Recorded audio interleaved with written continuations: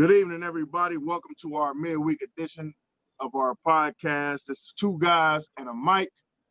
I am Ron Pierce, better known as RP. And I'm your other host, the most handsome host, Big Sean. Hope everybody's doing well out there today. And hopefully you don't have our YouTube link. Because you'll be sadly misinformed. No. Welcome, everybody, on this non-presidential elect Wednesday. I called it, bro. I told you. You said, "Hey, either when we reconvene on the midweek show, either we're gonna have a new president or we're gonna have the same old president." I said, or we're gonna have 2000 all over again. Right, exactly. So we got 2000 all over again. But it's all good, man. I ain't worried about that stuff. It is what it is. I think everybody has done their work in terms of voting. At this point, all we can do is just hope, that the numbers add up for whoever or however people want that to end. But we ain't here to talk about that. We almost ruined ourselves. Yeah, right, exactly. Talking about that. So let's we're gonna get into this week's show. So today we kind of got a special type of show. You guys know we don't generally have guests. But today we have the potential of not just one, but the potential of two guests. You've already met Elton Holifield, who's been in the show. I think he was in the show a week or so ago. So he will probably be in. I'm only saying probably because he has some other things to do. If he can't make it, that's fine. But we definitely have one other special individual in the building today. He's super special, and that's why I say special. He's different. That's my little brother. I love him to death. He's been a part of these types of conversations with me, but he's also been a nuisance to Sean. He spent the night at Sean's house. Giving knocking down the curtains in my room, and I got blamed for it every time. Never failed. Every time Donnie came over, something got tore up. Something, the curtain fall, the closet come off. Something always happens when Donnie goes. I want y'all to give a warm welcome to my little brother, my younger brother. I should say little brother. My younger brother, Donnie Burton. Love you, bro. What's happening, man? Hey, what's up, fellas? What's up, man? Good to be here, man. Glad to have you on, Donnie. For sure, man. You too, bro. Man, glad to be in the building. So dig it. So this week, generally we talk about the midweek show. We generally talk about the Browns upcoming game, but this is a bye week, thankfully.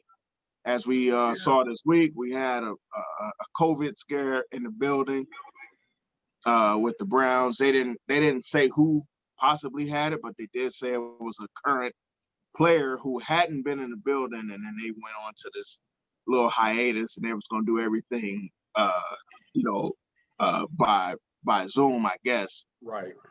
So, I mean, that's cool. I'm glad they got a week off so that whoever got it, or whoever might have it, they can get that taken care of. Because right now, we're at a spot we can't lose nobody else. Exactly. That's my opinion. I don't think we can lose nobody else right now. The bye week came right on time too, because exactly Jarvis has a broken rib, Myles Garrett with the ankle injury, and the knee, already depleted secondary had injury. So don't forget the knee on Myles too, because Myles looked like mush on Sunday. He wasn't very maneuverable. So that ankle and the knee, I don't know if it's on the same leg. I don't know. It doesn't matter. They both hampered him. He wasn't nowhere near as effective as he did. So what we decided to do today was, because the Browns have reached the 8-week mark and they're on their bye week, we decided to give the entire team from the front office all the way down, we decided to grade them. I think that's something that we could pull off. And I also think that as we get ready to go into the bye week and into a week number 10 when we come back to play, we're going to put forth some level of prognostication as to how well we think the team will do going forward. So you want to start, Sean? We're going to start in the front office. You want to start, Sean? Donnie, do you want to start? Where you want to go? You know what? Let's go ahead and give our special guest the floor. All right. Donnie go ahead and start. So let's go to the front office, bro. The front office. Well, if we're gonna start with Barry and the guys there, let me just give them before I give them a grade, man. Let me just say what I'm happy with. Okay, what I will say is I'm happy with the signings that they made. Can you guys hear me? Okay. Yeah, you all right? Sound good. Okay, good. I'm happy with the signings that they made prior to the season starting. The long-term guys, re-signing Miles, getting some of those guys that we know are going to be the focal points of the next few years. I'm glad we got those guys under contract and happy at this stage. I'm not hearing much from the team as far as being disgruntled with what's going on from the front office standpoint, at least. So, that's different. Look, that's different. It is. You know, with this thing, that is a little different. Now, that would have had them at an 8, okay? But we just got done literally yesterday, about 24 hours ago. I want to say from right now, the trade deadline just passed, and you know, I don't know if the front office feels as though we should just stand pat, but I'm assuming they did because we just stood pat. Because we stood. And I mean, you know, and I don't know about everybody else, but as a fan, a huge fan, a big fan of the team, I kind of feel like, man, we should have made some moves, man. Damn, I mean, as far as I could tell, they were giving away linebackers in the NFL. Man, what? I felt like that too, bro. I can't lie. I felt like, I mean, 5th round picks, like a 5th round pick, like man, we got BJ Goodson calling plays, making plays. BJ, good guy, good ball player. But for some reason in Cleveland, man, it just seems like we can't get linebackers. We don't have any killers. Yeah, we don't have any killers at linebacker. Why not? Why didn't we go grab Clowney? I mean, it was a difference of a couple of dollars, maybe. I'm not saying Clowney's the guy, but he's a guy you got to account for. You have to account for him. Thank you. If nothing else, man, like, bro, and then wait. They were giving away safeties. Desmond King is available. Hey, did Barry not know Desmond King was available? Oh, wait. Or does Barry think that Sendejo was a good option? Well, they signed Sendejo. He signed Sendejo, so maybe he does. Off season, on paper, Sendejo, you can pick him up for next to nothing. That was a solid pick. Okay, but have you been watching the last 8 weeks? Not today. What position does Sendejo play? He ain't playing safety. If he is playing safety, he's not playing safety safely. I say that much. He's gambling. He gambles on every play. All right. If it's a pass play, Sendejo's it's a wrap. Whatever they want, go ahead and get it at Sendejo. But in the run game, Sendejo, he's a damn linebacker, if you ask me. Yeah, he's a hitter now. He can hit. He'll come up and make a play on the line in the run game. But you know what? But you know what? To something that Sean said in the show on Sunday, he's a hitter, but he has to be in position. And on Sunday, on that 3rd and 18 that we had, the reason that they got 17 of the 18 was because Sendejo was out of position. So he had to be in position to get that. Hold on. Well, what was he doing? Like he literally ran the wrong way. They need 18 You gave up. You missed a tackle. He missed a tackle when he could have got 7 yards. His missed tackle allowed him to get another 7 to 8 yards to make it a 4th and 2. Man, I just want to say, and I don't want to get off topic. I know we'll probably have time to discuss that. But so with that being stated, No moves at the deadline. We're protecting our draft picks like they're gold. Fifth, sixth, They're not. seventh round picks, They're not. man. Yeah, they're Come not. on, man. Protect the first 3 rounds. But after that, man, get better. Everything is fair. Just get better. Everything Get is better. fair. You know, you're taking a long way towards building a championship. I get it. You got some young guys, but you still have some vets.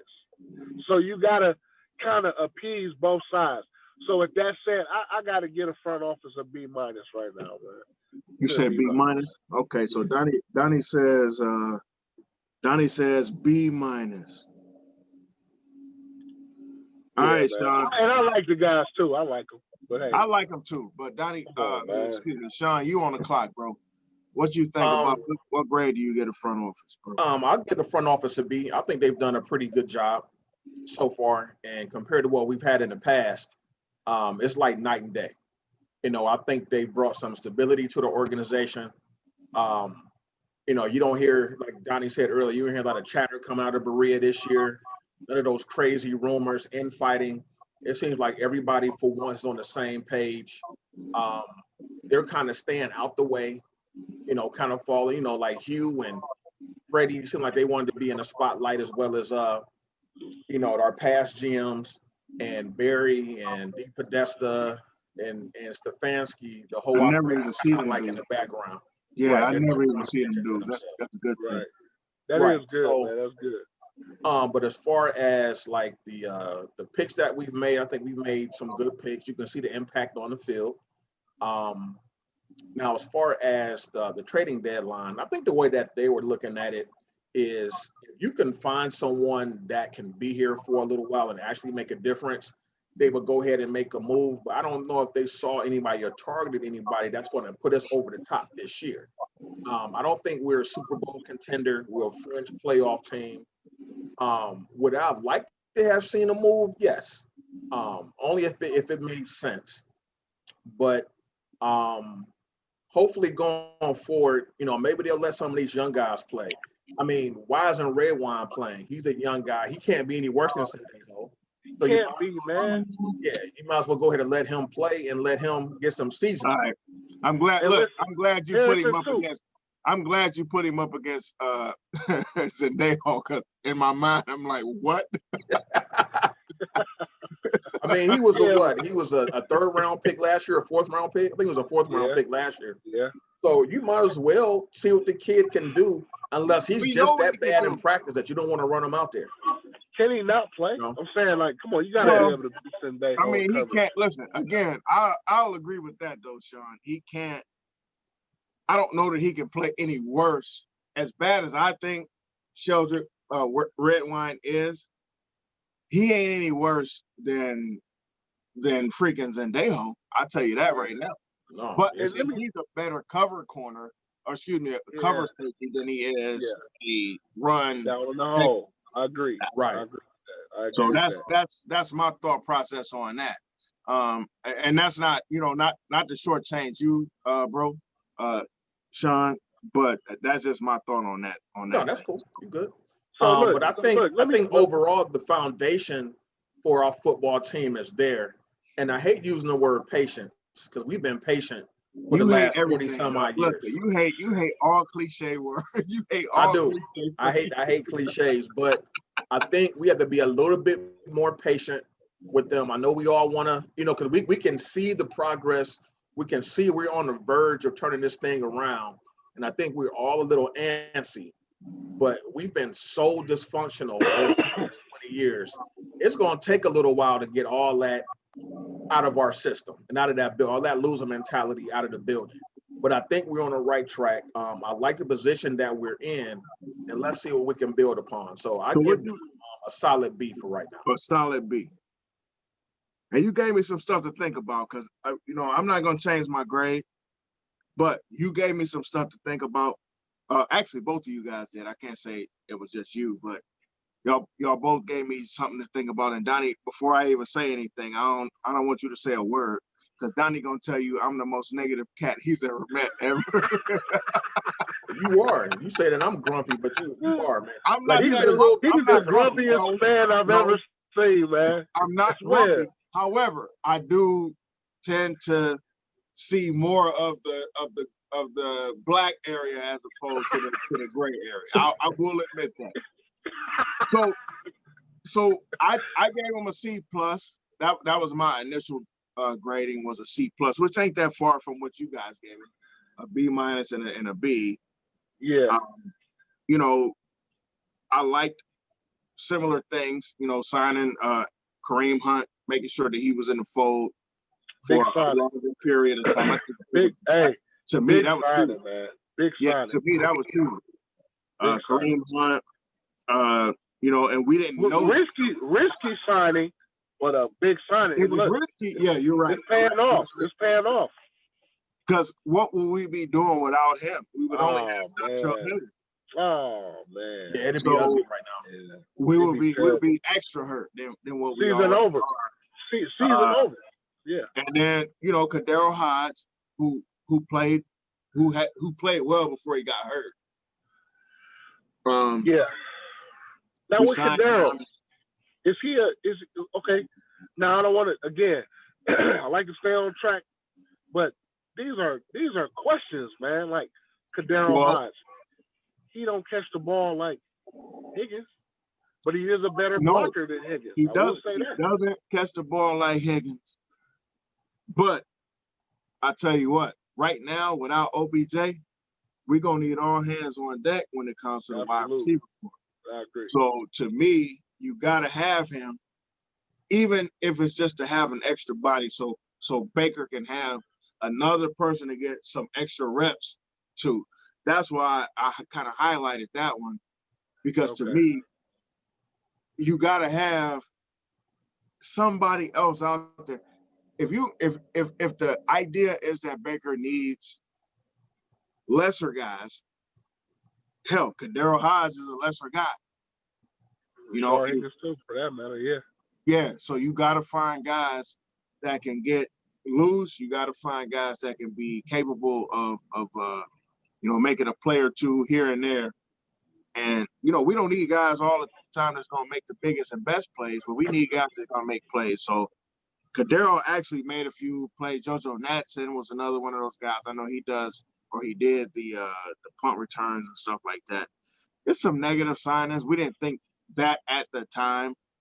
Like you said, Zendejo was one of those things that you kind of question, or why they didn't want to spend a fifth.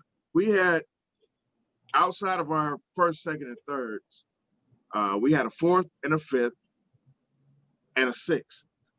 We also had the Saints third round pick. I think that's the third pick we have. And then we have the Eagles fourth round pick.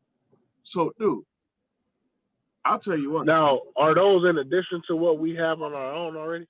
Those are what we have now. Oh, okay. We don't have multiple round picks though. Right. We don't have the fifth. I think the fifth round is the first round where we have but that's a conditional pick. So it's like if we finish higher than the Eagles, then we get the Eagles get we get their pick, or they get our pick, depending on how we finish in the rankings or whatever. But you know, Quan Alexander went for a fifth. Yeah. And I'm not saying that Quan Alexander is the answer, but Quan Alexander went for a fifth round pick, and he still had 4 years left on his contract. So picking him up, you're not getting a guy that's leaving next year. He'll be around for a while. And now you're a proven guy at that. He's been proven, man. Yeah. And, you know, you put him in the right scenario. Yeah, he's definitely a solid linebacker. Yeah, and that's what I'm saying. That's what we're missing, man. We got drugged the other day. We got drugged. We got drugged by an average offensive line. We got drugged good. And a little bit more than average underperforming running back. Jacobs hasn't been playing well. Yeah, Jacobs ain't did nothing all year. This was his first 100-yard game this year. This game was his first 100-yard game. That was a tough loss, man. That was a tough loss. So when you watch Ngakoue get traded to the Ravens, and then you watch Avery Williamson get traded to the Steelers within the damn division, by the way. Yeah. Look, the Steelers gave him a 5th-round pick for a guy that's going to be there. He's going to be there next year too, by the way. A 5th-round pick. And the kill is they got linebackers. Both of those teams. They still undefeated. So my thing is this. I don't want to come all the way down on the front office. I don't. I'm specifying certain things. And in one of our shows, I went in on this with Sean. I said the Browns have to get into the business of just picking up guys so that these other guys don't get them. Listen. Come on. Yeah. Listen, I agree. I'm sick and tired of watching Pittsburgh and Baltimore get better. I'm tired of it. Listen, get better while they're already good, by the way. Yeah. Right. They're already good. Oh, and not that we're not good. We're 5-3. There's nothing to be upset about. So I don't want to sound like I'm so upset at what we're doing. However, we all understand that we have holes, especially in our defense. So I don't think that Quan Alexander completely absolves every problem we have, but I think having a Quan Alexander and Avery Williamson will help with what we're doing now, and then it will allow us to build better as we move forward. You know what? Basically, going to next year's draft, pretty much that whole draft should be defense. It gotta be. Listen, really? You almost made me cuss so bad, bro. I want to see all defense. All defense, bro. Like at this point. Yeah, but can we get a defender that is an animal? That's right. Yeah, we have to get an animal. Difference makers on defense. Yeah. We have to get a guy, but I don't know where that guy comes because we're going to. Go ahead, bro. I'm sorry. Go ahead. You may not get him. You may not get a Miles. Miles is a #1 overall generational talent. But if we had Ozzie Newsome in our front office, they'd find somebody. Yeah. Yeah. I'm saying the Steelers got TJ Watt. Yeah. For free again. Like they got Dupree for nothing. Bud Dupree. Cameron Hayward. They got Shazier. Yep. They got Cam. Shazier. What are we think? Wait a minute. These are Buckeye guys. Like you see these guys play. What are you always doing? There. They're always there. Then the Browns are allergic to drafting Buckeyes for whatever reason. I swear. I was shocked when we drafted Denzel Ward. I didn't think that was a surprise. Yeah, I didn't think Denzel was coming. Look, we'll pick a Wolverine in a heartbeat. But and even with that, bro, come on, are you serious? Like, get some guys. I see you with the LSU. We're gonna try to get an LSU guy. They have speed. They most of the time have size. But listen, the kid Phillips. I like Phillips if he can stay healthy. I'm gonna give him a C on that pick. Look, I like Matt Wilson. Who did the Steelers draft right after we took Phillips? Who's the kid they got, man? I want to say they got a kid that's 3 times better than Phillips. Extra special. Another guy. Right after we didn't take him, they took him. Because that's what they always do. The Steelers always go because they're always in the 20s, so they can specify who they want. Who did they get, bro? Because I don't know who they got, but who did they get? It was either the Steelers or the Ravens. What round did we pick up in the 4th? I want to say he was a 3rd or 4th round pick. Let me see. Their 4th round pick, they had Anthony McFarland, running back from Maryland, Kevin Dotson, offensive lineman. So check the Ravens. He said it was either the Ravens or it was a division. They got Alex Highsmith, linebacker. But they always get linebackers. Like they always get a linebacker. make an impact, man. That is an animal. And the one thing I always tell my boy Mark Stover, who was on the show about a month or so ago, he always gets agitated with guys that don't catch on right away. But I told him then, the linebackers that you guys have, give them some time because they gonna figure it out. Listen. The Steelers rarely miss on linebackers. It's competitive out there, bro. I remember they were down on Bud Dupree at first. Yeah. And listen, that was the one. And by year Bud 2 or Dupree, 3, Bud Dupree was the one. They were like, my man was like, man, Bud Dupree sucks. He can only do one thing. I said, give him time. Yeah, find somebody who can do that other stuff. And Bud Dupree gonna be a monster. And the same thing with TJ Watt, man. Come on. You just gotta find somebody that can do that stuff. Once you imbalance that line, you put TJ over here, you put Bud over here. Guess what? They causing chaos right now. Crazy. But you know what else crazy too? out there. Like here's what else that guess what? They monsters right now. Go ahead, Sean. Right. Here's what else what the Ravens and Steelers do. They're able to develop talent and coach them up. Now, I remember you saying that we should have drafted Lamar Jackson. I remember that was your guy. Yeah. Right? Now, if he would have came to Cleveland, you really think that they would have took the time to redesign the offense, to make him comfortable, and then groom him and teach him to bring him along as a passer? No. He would have been off immediately. Exactly. He would have been off. So look, did that take us to the coaching staff? Because I got something to say about them. Yeah, we go. Hey, listen, we get ready. Yeah, let's go. So now we pass, because we can get off on a tangent on a whole lot of things. So let's move on from the front office to the coaching staff. So I'll start with the coaching staff. The head coaching. I'm gonna give Stefanski a B-. And my biggest prop for him is coming into Cleveland is a tough spot. It's a great place to be, but it's a tough spot to be in. Because the second that you lose to the Ravens by 67 points, everything is stacked up against you, and you are just like Hugh Jackson. You're just like Pat Shermer. You like everybody else, but this dude found a way to get us to 4-1. 5-2 even, and then of course now we're at 5-3. So I got to give him some props for that.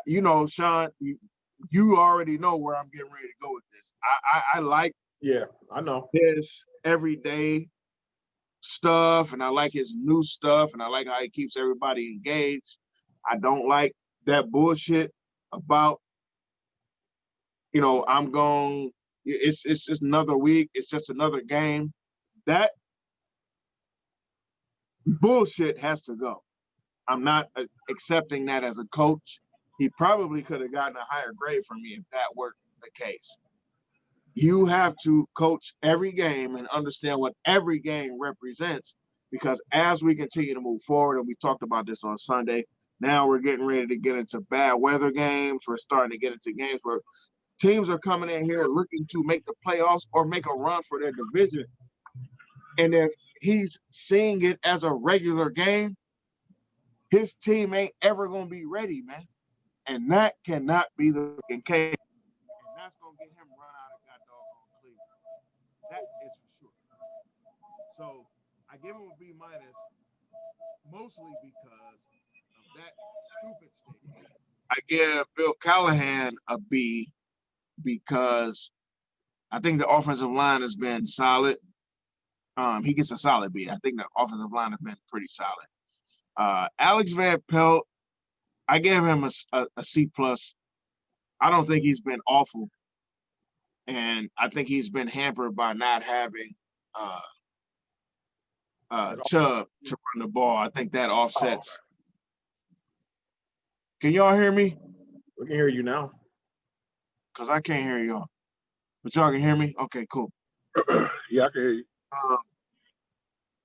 And then Joe Woods.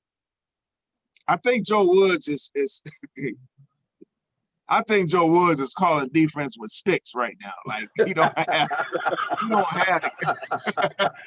the guys that could equate to what he wants the team to do. So he's just trying to put it all together. You know, when you in the huddle and you like, all right, man, I need you to be here, and here go this stick, and I need you to go here, I need you to do this. Like, I think Terrence Mitchell was out of place all the time. I think, you know, he thought better of Zendejo, and, you know, the Zendejo that we are seeing is horrible, but he still has to call his defense. So yeah. I'm going to give him a C minus, almost a D, but I can't quite give him a D because I think he was hampered coming in. He's hampered. Definitely hampered. Yeah, that's a tough pill to swallow with some of those guys. Man, hold on one second, fellas. Let me move this. All right, lost my video for a second. You want me to go next, man, on these guys, man? Yeah, go ahead. Can y'all hear me? I can hear you fine.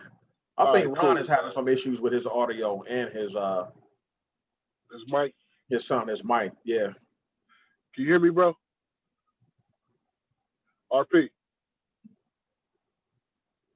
I don't think you can hear us. Can you hear me? I can hear you fine, Donnie. I heard you perfectly. All right. Peanut. I can't hear nobody though. Yeah, we hear you fine, and I can hear Donnie with no problem. Yeah, we can hear you. Hold on a second. Oh, I know what it is.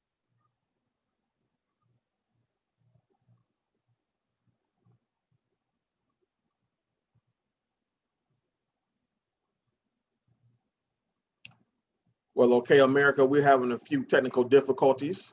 So right now, RP is trying to get himself together, and he's back. Can you hear us?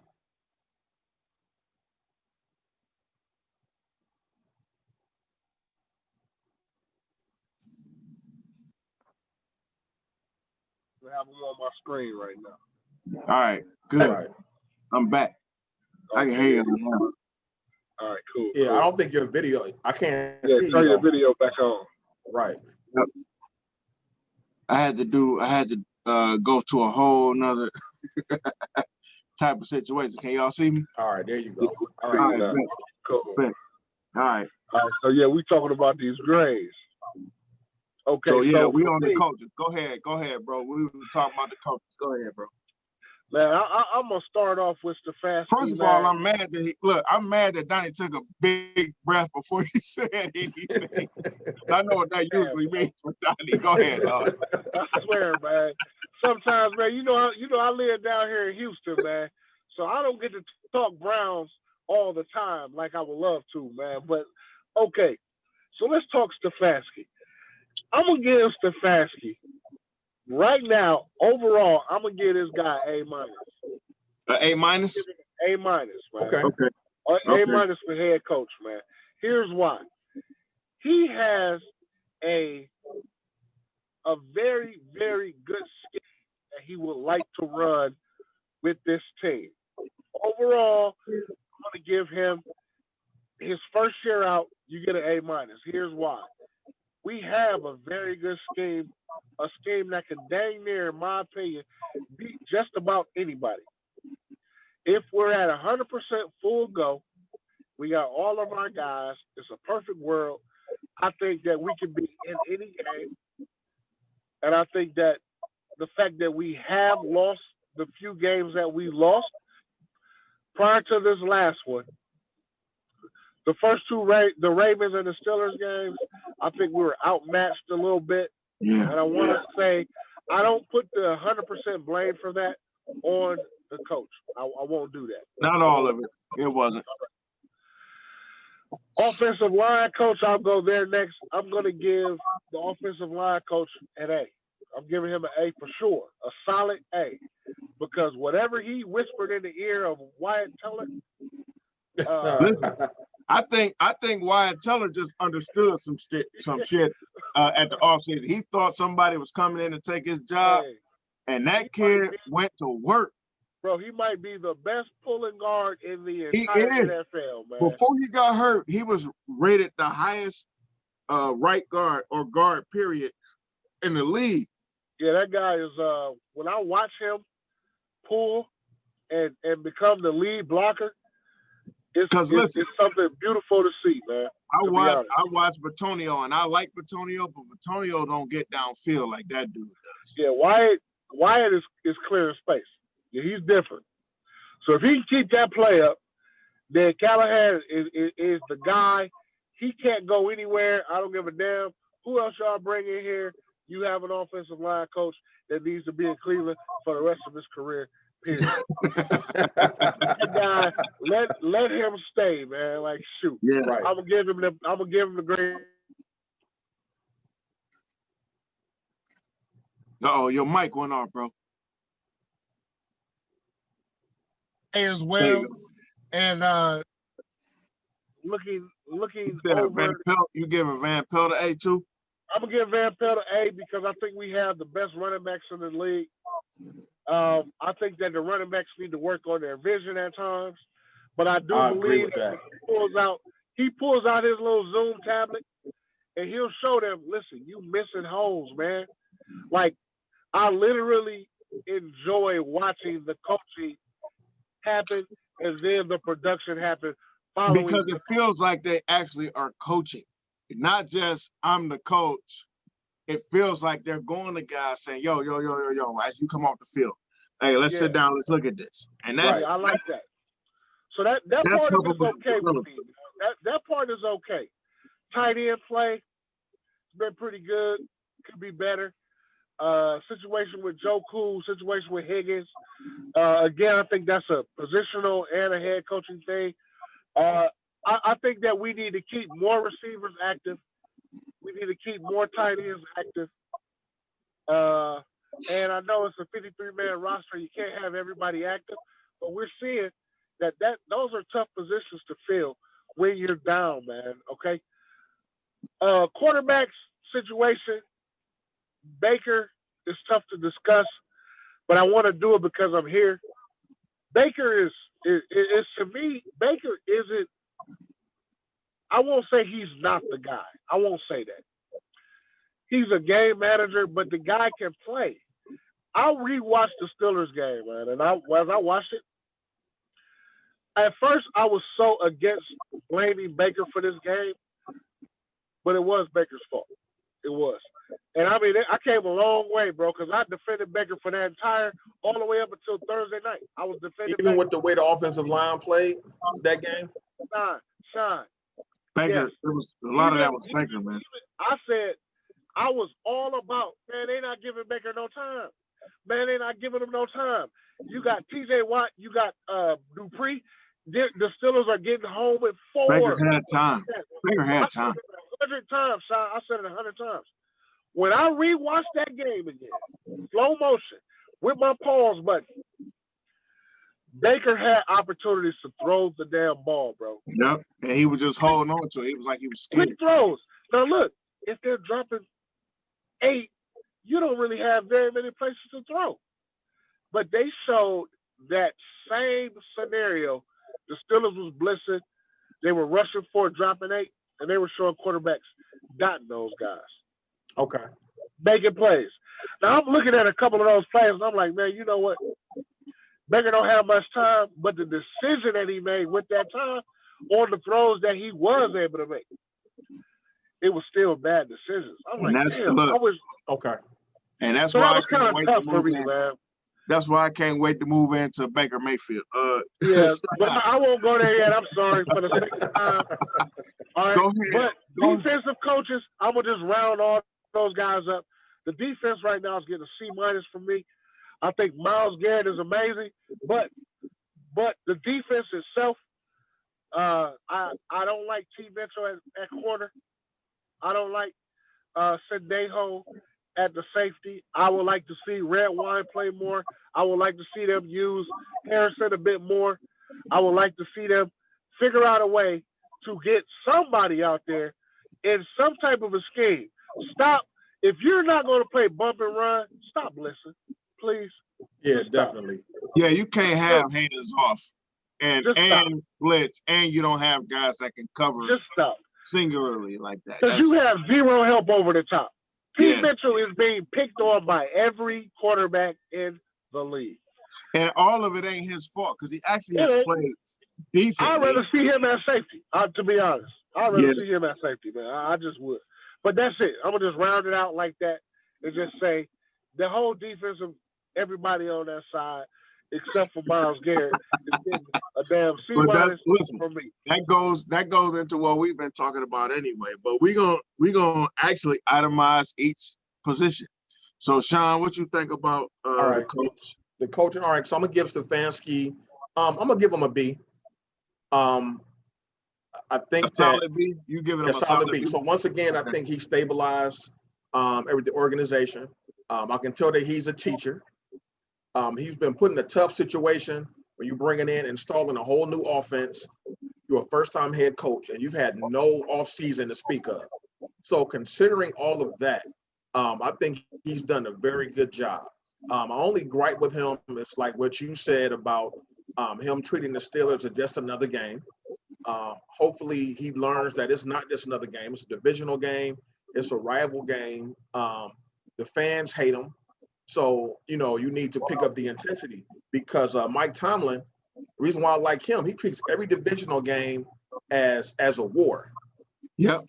So it don't matter if he's playing Cincinnati, the Browns, Ravens. He wants to beat the hell out of everybody. And he wants them to know that they ain't coming nowhere near his team and beating them. Exactly. So I just think the only thing that he needs to work on, I think he needs to be a little bit, I don't want to say more mean, but less friendly. How about less friendly? I think what he tries to do, he's a Harvard guy. We need to go Penn, right? He went to Penn. He's an Ivy League guy, analytics guy. I think he tries to create the perfect situations like in practice. So like you knew you were having a weather game this week, but you practice indoors. And probably because he doesn't want somebody to get hurt or something like that on a wet field during practice. But John Gruden, on the other hand, was saying he had the fans going, blowing water on the ball, trying to recreate those conditions that they might face. So I think Stefanski, being a first, he's learning. And you can see kind of each game, when the Browns normally lose a game or a tough game, you can see him making minor adjustments the next game. So I think he's learning, but he just needs to tweak a few things and understand that the NFL is not, you can't always create perfect situations or perfect scenarios. But that's not how the game is, how the game goes. So I'm gonna give him a solid B. Can I add something with that, what you just said, Sean? What's that? Can I add something right there? Yeah, go right ahead. And I apologize for cutting in, man, but listen to this. What you just said was perfect, bro. And here's the other part about it. With the weather, can somebody please tell Stefanski and whoever decided to defer in a weather game to please understand what's going on in your stadium? Pick the others or pick the other side. How about that? You never want to go towards the dog pile in the second and fourth quarter. What? I couldn't believe it. Right. But he didn't know. Look, but that fool been in the dome for the last 15 years. But bro, that says something because guess who knew? The three of us, we done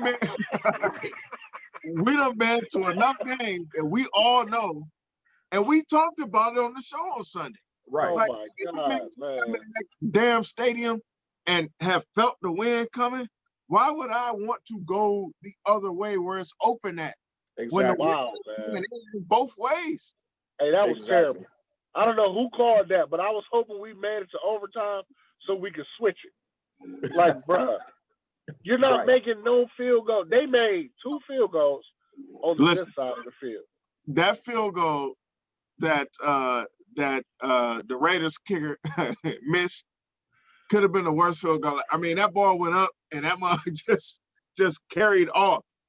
It's like God reached down and slapped the ball. I couldn't believe it. I'm like, man, y'all going for a 40-yard field goal here right now? No chance. I was like, that Our ain't going. team, chance our whatsoever. team could have walked off the field and just let them kick. Yeah. Oh man. But all right. Here, Sean, I apologize, bro. No, I No, had to you're good. hit that one You're in. good. I couldn't believe it. All You right. go. So as far as the offensive coaching staff, I'm going to give them an A. I like the scheme. I just think that we haven't been able to execute. I don't have any problem with Stefanski's play calling. I'm sure Van Pelt is putting his input into.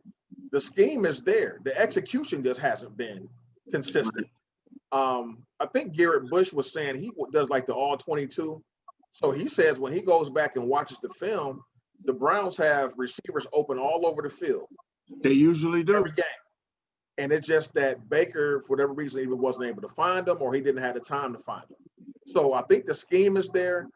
I think that the players has to, them learning a new scheme with no offseason has been tough.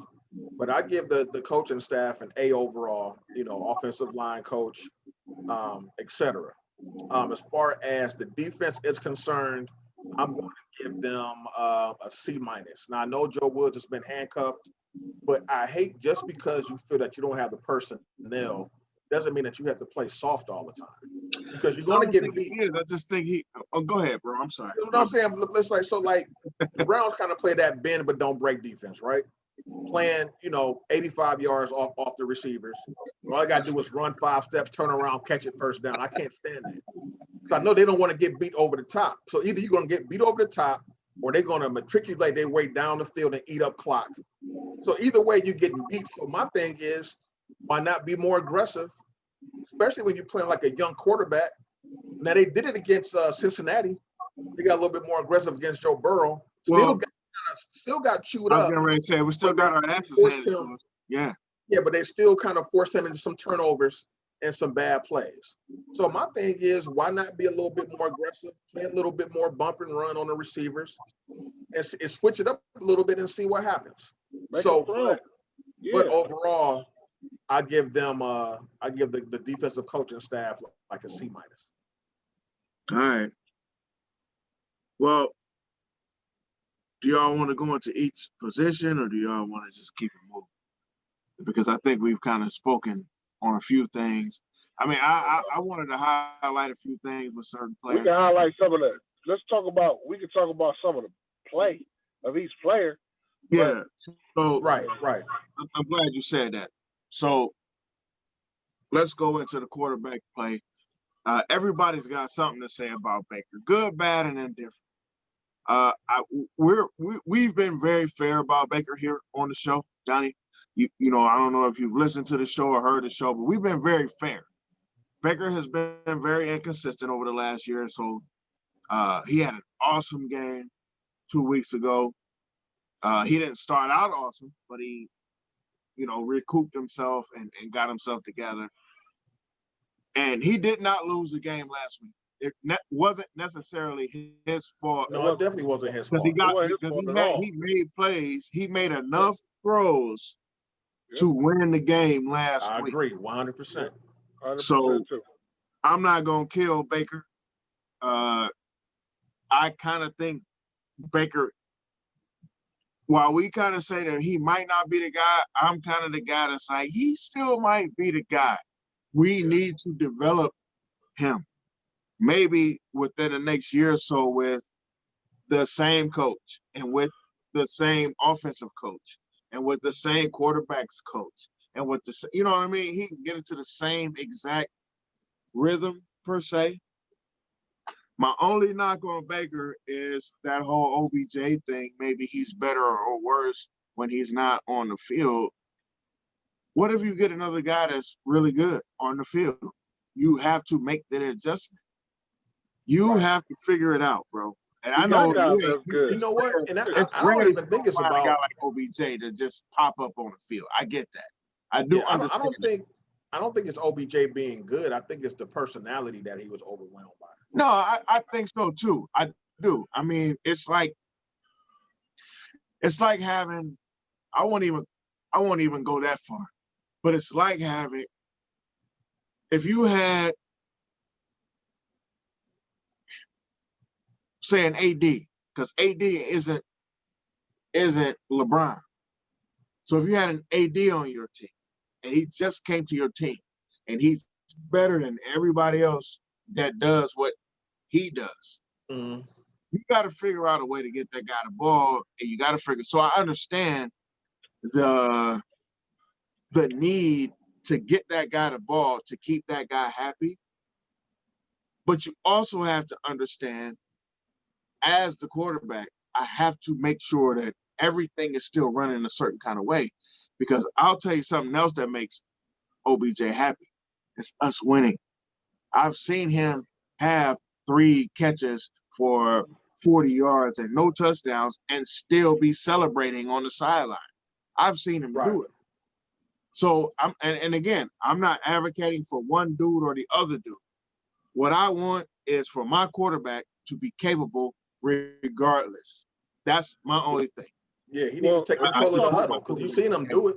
Take control of the huddle no matter who's on your team. And that's what I mean. That's it. That's it. Well, I don't see that Baker's not taking control of it fully. I just think that in certain situations, they did show in that Steelers game, they threw an identical pass when they were dropping 8. And instead of throwing the Steelers were in a cover 3 where they dropped 8. Odell was actually supposed to be a streak guy. You are not going to hit a streak against a cover 3. On the backside of that play, though, they had Jarvis and they had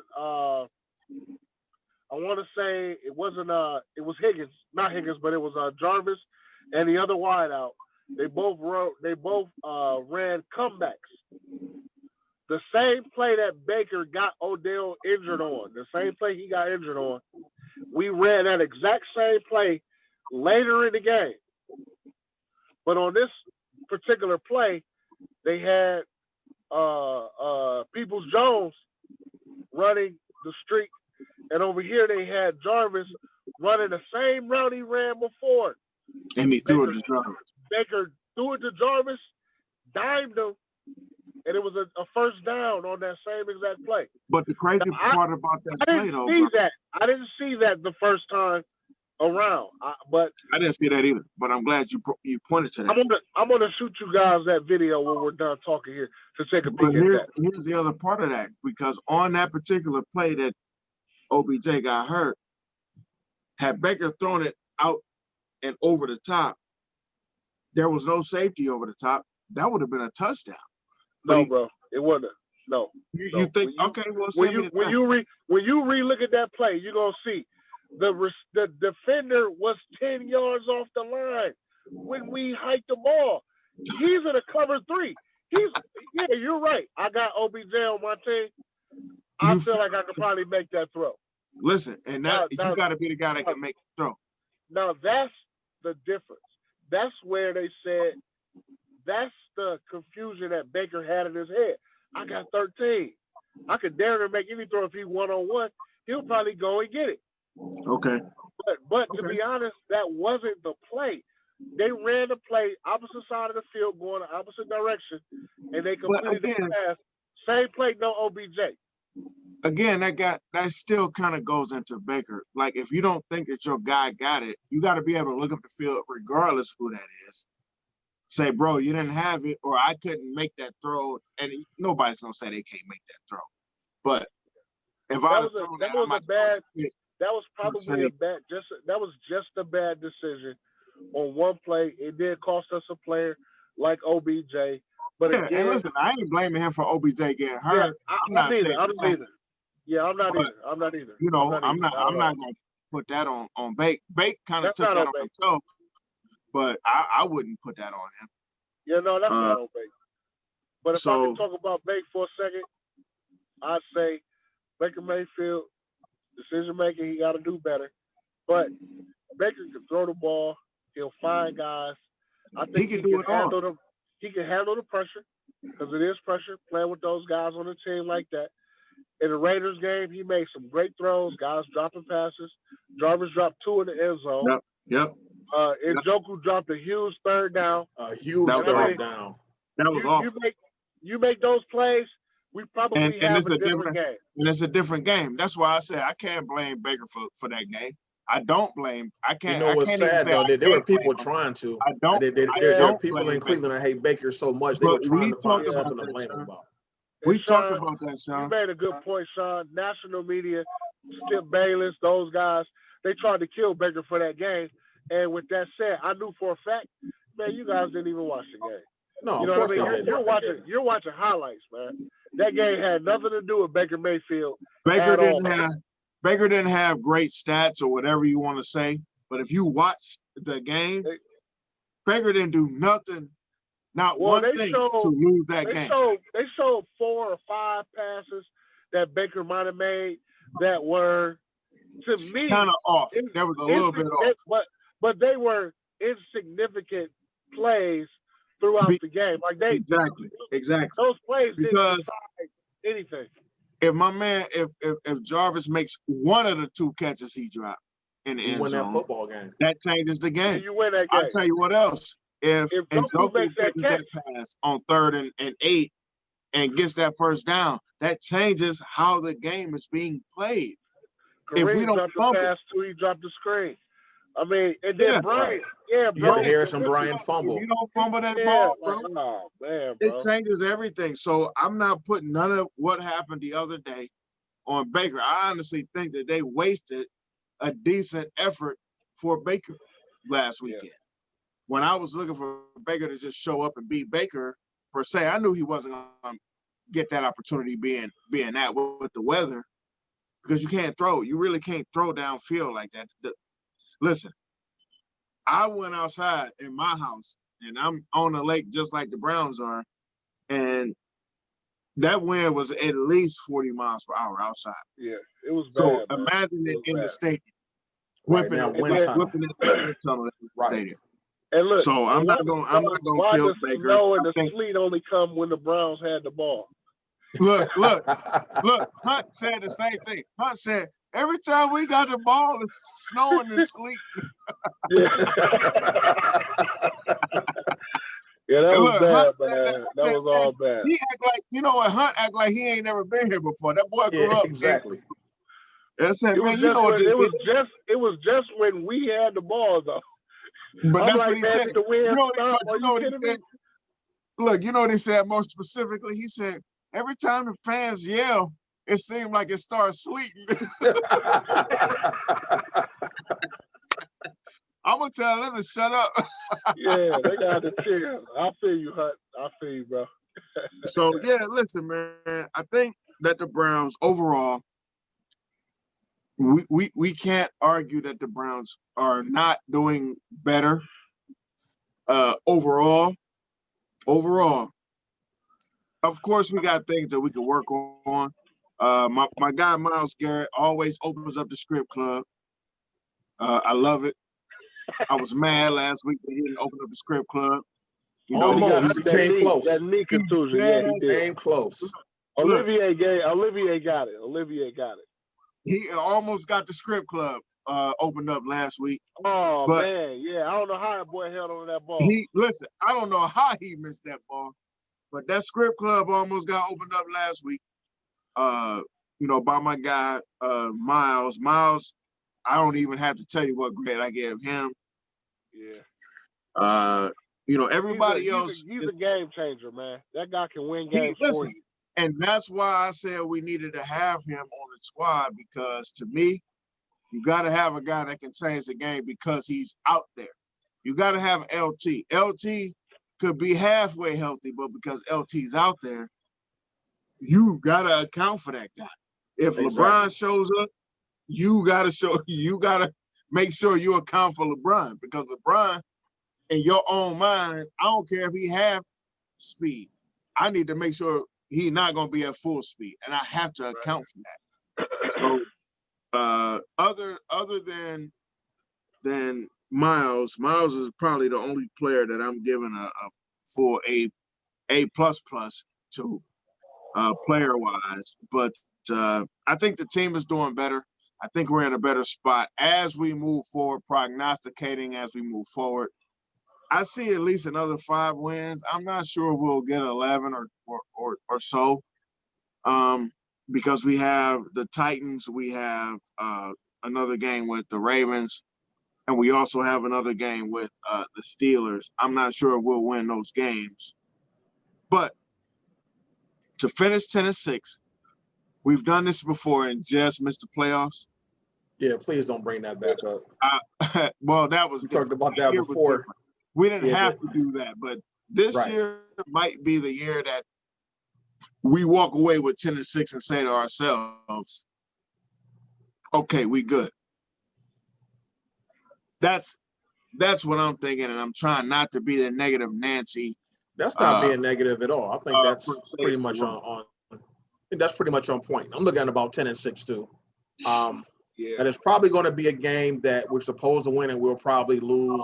And I think we'll eventually probably win a game we're not supposed to. So with everything balancing out like that, I'm looking at 10-6. Who we got? We got Houston coming up. We never play well against Houston, but I think this is the time we're going to get them. Just to get them. So we got them and the Eagles back to back. Are they here? I'm sorry, yes. I didn't look at that. Are they here? Yeah, they're both here. So we got Houston and Philadelphia back to back. I ain't worried about Philly so much, but you know what? Again, you know me, Sean. Philly is a trap game, and so is this Houston game. It is. We think that they're selling. You know, they're in the fire sale, or they were up until yesterday. So they're trying to get rid of people, and they don't feel like they're gonna win. Yada yada yada. But they can come in here and whoop our ass. So I don't want to get caught in that trap game. Exactly. However, I agree with you. I think we'll see some stuff. Listen, we got to win. I think we got to win both of those games. I'm not going, especially after already losing against the Raiders. We do have to win those games. Those games are at home that you have to win. We got to win both of those. You have to win those. Got to win. We got like the Jets, the Giants. Who else? Then Philly, not Philly. Pittsburgh and Baltimore. The Ravens. Yeah. So I think 10-6 sounds about right. And maybe you sneak one in, and maybe you go 11-5. I thought 11-5. I had 11-5 before this Raiders loss. Yeah, actually I did too, Donnie. Yeah. Actually I did too, bro.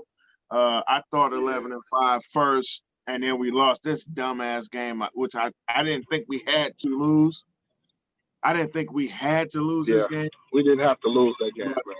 We did. It is what it is. It's a tough loss. That's one of the games you need to win because it might come down to a tie. But that's the same thing. Later. Right. That's the same thing that Gruden said. Gruden was like, man, we trying to keep pace with the Chiefs, and we can't do that by losing games. So we just have to show up. And that's the only thing I was saying about our coaches.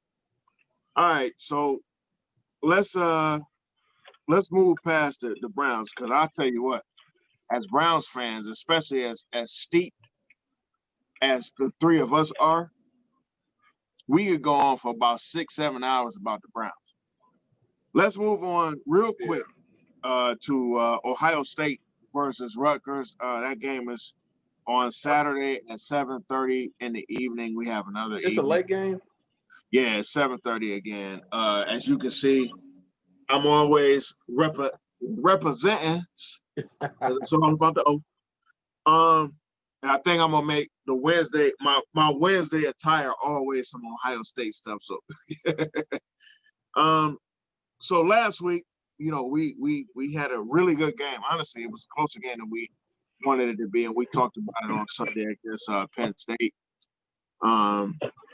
Going into this Rutgers game, I'm not necessarily worried about Rutgers at all. I think Rutgers is going to get kind of drugged, and just to go along those same lines, to tell you how bad I thought they was going to get just kind of beaten. Vegas says favors us by 37.5. It's up to 38 now. Is it 38? 38. God damn. So yeah, I mean, listen, Yeah, Justin Fields only has 7 incompletions all year. Wow. He's gonna be what he's gonna be. He's got 6 touchdowns, no interceptions. Not that he can't throw interceptions, but this kid is very, very special. I think he's the best quarterback, as I said last week, the best quarterback that we've had in Ohio State in our history. I think he's the truth. I don't think he's faking it.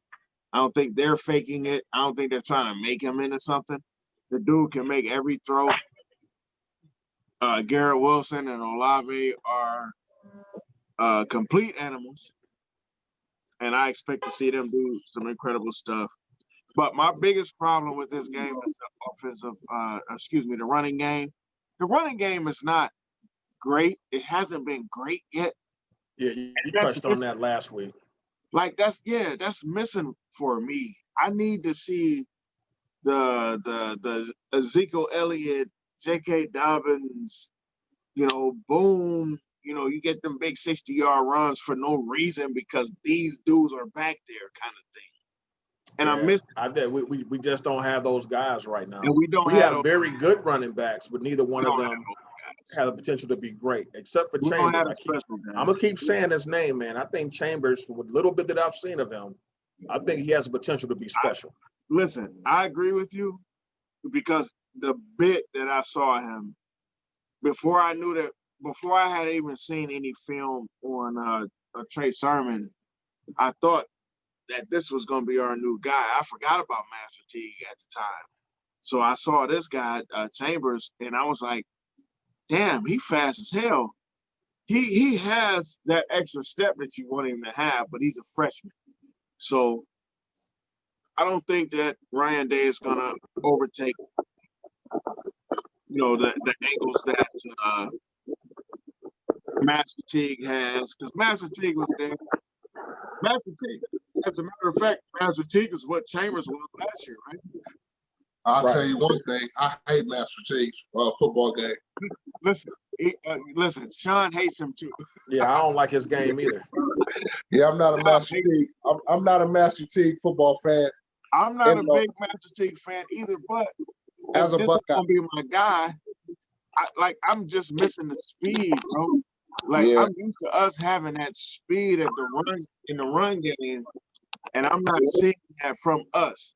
And that's kind of concerning, especially as we get further and further into the playoff time. Yeah. Nobody's gonna be nervous about.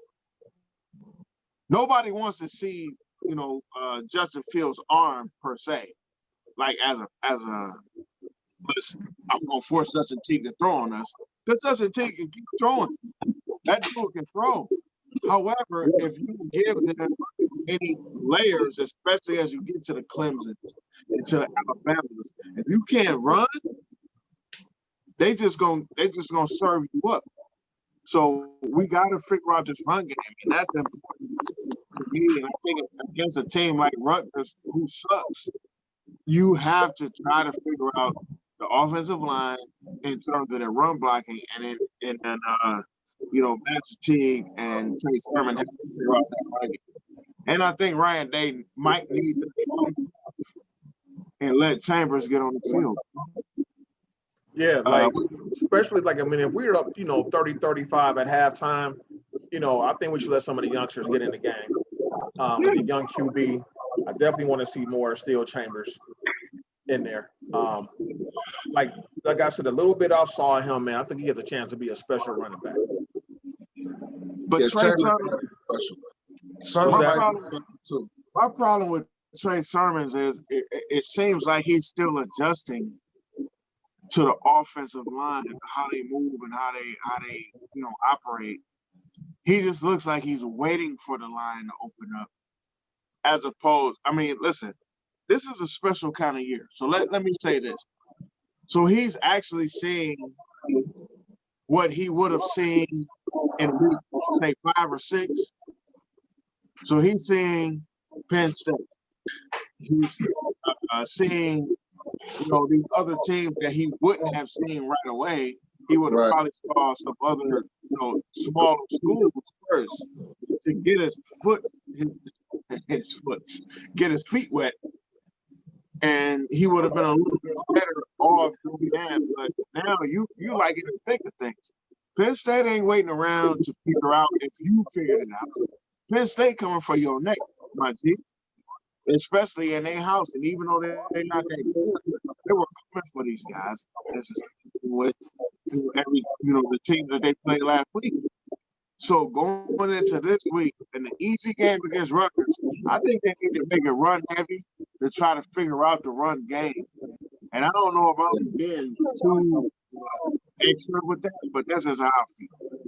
What you think, Don? Gotta keep in mind too. Can you guys hear me? Okay. Yeah, I can hear you. I can hear you, bro. All right, good. Well, you got to keep in mind too, man, that with Justin Fields being the kind of quarterback that he is, and with us having the type of wide receiver talent that we actually have, you know, Ohio State, we're throwing the ball. We're throwing the ball. But you got to be able to run the ball too, okay? Don't give me Master T on the outside option. I don't want to see that. I don't want to see it. Man, he's a one-cut running back. Yeah, and that, with no man, vision. What? Say that shit again, Sean. One-cut running back with no vision. He's a one-cut for guy. sure. For sure. North and South. Get the first down. You know who he is? Lindell White.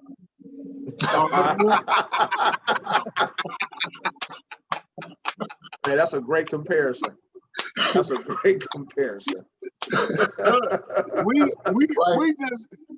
just compared him the other day. Sean tried to compare him to Mark Ingram. I'm like, no, I think he's more like. I'm like, no, I think he's more like T. Rich. And he's like, no, T. Rich in Alabama was great. I said, no, I'm not talking about in Alabama. I'm talking about between the Browns and the Colts. Like, I can't decide which hole I want to hit. And you can't be neither one because both of those guys were different kind of guys. Now, what I heard about Master Teague was that he was a 4.3 guy coming out of high school. That's what I heard too. Speed from him. He ain't no 4.3 guy right now. He can't be a 4.3 guy right now, bro. That's what I heard. 4.3, 4.4. But at the same time, the opportunity for him to do that is let's not experiment on that right now. Let me get you running. You're a bulldog. Put your head down and go ahead, bulldoze, get us a couple yards, and we're gonna pass the ball for the rest of the time. I mean, you know, to bring those other guys in. I mean, we gotta go and look at that USC offense, but we got a better quarterback than they had with Matt Ryan, and we don't have a Richie Bush. But there were games that Lindell White carried them boys, like the game against Texas, you know, that championship. Right. Yeah. That's what I was saying last week. I was saying Master Teague is better as a change of pace back. Yeah, I agree. You know, as the second guy coming. I thoroughly agree with that. He's a lightning to somebody else's thunder. Can he be your feature guy? No, he can't. No. And I don't want him as my feature guy. But that's why he was, you know, behind. Listen, JK, as good as JK was, JK wasn't like a bully. I think Master Teague is more of a bully, but like Sean said, when you getting that speed coming in, it makes your bully that much better. The problem is when you see that guy coming in the game, you already know you only getting a bully. You're not getting that 4.3 guy because I have not seen that 4.3 Master Teague the third. I have not seen. Yeah. Dude represent from 1990. I don't think that's coming, man. I have not seen that guy represent from 1990 Skrilla yet. You know, one thing I am afraid of, though, is the health of the guys. You know, we got to be cognizant of the fact that we got COVID going on and guys in and out, missing time. Well, hell, Wisconsin just had to cancel their game against Purdue this weekend. So yeah, they've been doing a great job. I'll say the Buckeyes have over the last few months, even when we were supposedly not playing. Ohio State never had it in their brains that they weren't going to play. Right. And so yeah, they kept working. Yep. That mentality of Justin Fields lobbying and making sure that we're playing, he kept those boys ready to go. And so I don't think we're going to see that lag that you might see from a Penn State or even from a Michigan or even from any of those boys who literally they can't mess around. Yeah, you know what? We had a little bit of a lag the first half against Nebraska. You know, they came out a little bit flat. And we did but that was it, but it wasn't horrible. Yeah, it wasn't. Well, we did have a little bit of a lag against Penn State too. Yeah, Well, I hope I think that was more so them relaxing and taking their foot off the gas. And that's what I mean. But however, here's the thing, though. Justin Fields can't afford a lag if he wants to be considered a Heisman Trophy guy. Like he can't have, bad games. He had, and I agree with what Donnie just said it. With guys like Chris Olave, with guys like Garrett Wilson, we can't just sit back and think we're going to be a running team, especially with a guy like Justin Fields in the backfield and taking snaps. We can't be those guys. We cannot be those teams, and that guy won't get the looks that we want him to get. Right now, he's 48 for 55 for almost 600 yards, 594 yards, 6 touchdowns. So that's 87%. This dude is. So he's not going to stop throwing, but that's when you throw early. But the late game stuff is what I'm talking about. When you start to get into a spot of the game where, all right, we up by 12 or 13 or 15 or 20, and we just want to kind of run the clock out a little bit. But you can't get more than 2 or 3 yards with Trey Sermon or Master T. But I don't want to see, Justin running too much either at that point. Well, I don't want to see that either. No. So your offensive line has to get more push, and your running backs have to do more to, protect your Heisman Trophy candidate. So let me ask you guys this then. Are these Buckeyes, this Buckeye team right here, where would you rank the potential of these boys in comparison to the Buckeyes that we're used to watching? Like, I mean, hey, you know what our expectation is. I tell everybody, all my boys from Michigan, all my boys from Houston, Texas, everywhere else, they're always like, well, Ohio State, they're pretty good. They're always good. They just, I tell them all the time, like, listen, man, you can damn near keep that Big Ten championship. I'm going to be honest. Winning the Big Ten championship is cool, but we don't play for Big Ten championships as a Buckeye, bro. That's not what we do. It's a national championship season or it's a bust. Exactly. Man. Either we win or we didn't. Win. Are these guys capable of winning this national championship? I don't know that these guys are. Not these particular. Now, I'll say this. Man, I'm not sure. I'll say this. These guys probably have the best quarterback, and these guys probably have the best wide receivers we've had in this conversation in a long time. The only reason that we won't win a championship, I don't know that we have a defense that can stop guys like we did in the past. And I don't think the running game. That's why I'm so concerned about the run game. We don't have, like, you could have, Mike on the outside, Mike Thomas on the outside, and then have JK running the ball with whoever the hell was at quarterback at that time. This is the first time that we've had a prime quarterback, like a real prime quarterback. I know everybody thought, what's my kid's name? Haskins, rather. Everybody thought Haskins. I kept saying that Haskins, as good as he is, he's talented. You have to work him in here. The thing with this kid, with Justin Fields, this part is already together. And he has the nerve, the absolute nerve, to actually be able to throw the football and make every throw. So when you have that guy, Donnie is 1,000% right when you got a wide receiver like Olave. You have a wide receiver like Garrett Wilson. You're going to throw that ball. The only problem is, for the first time in I don't know how long, we don't have a killer behind that guy that can run the ball to offset everything.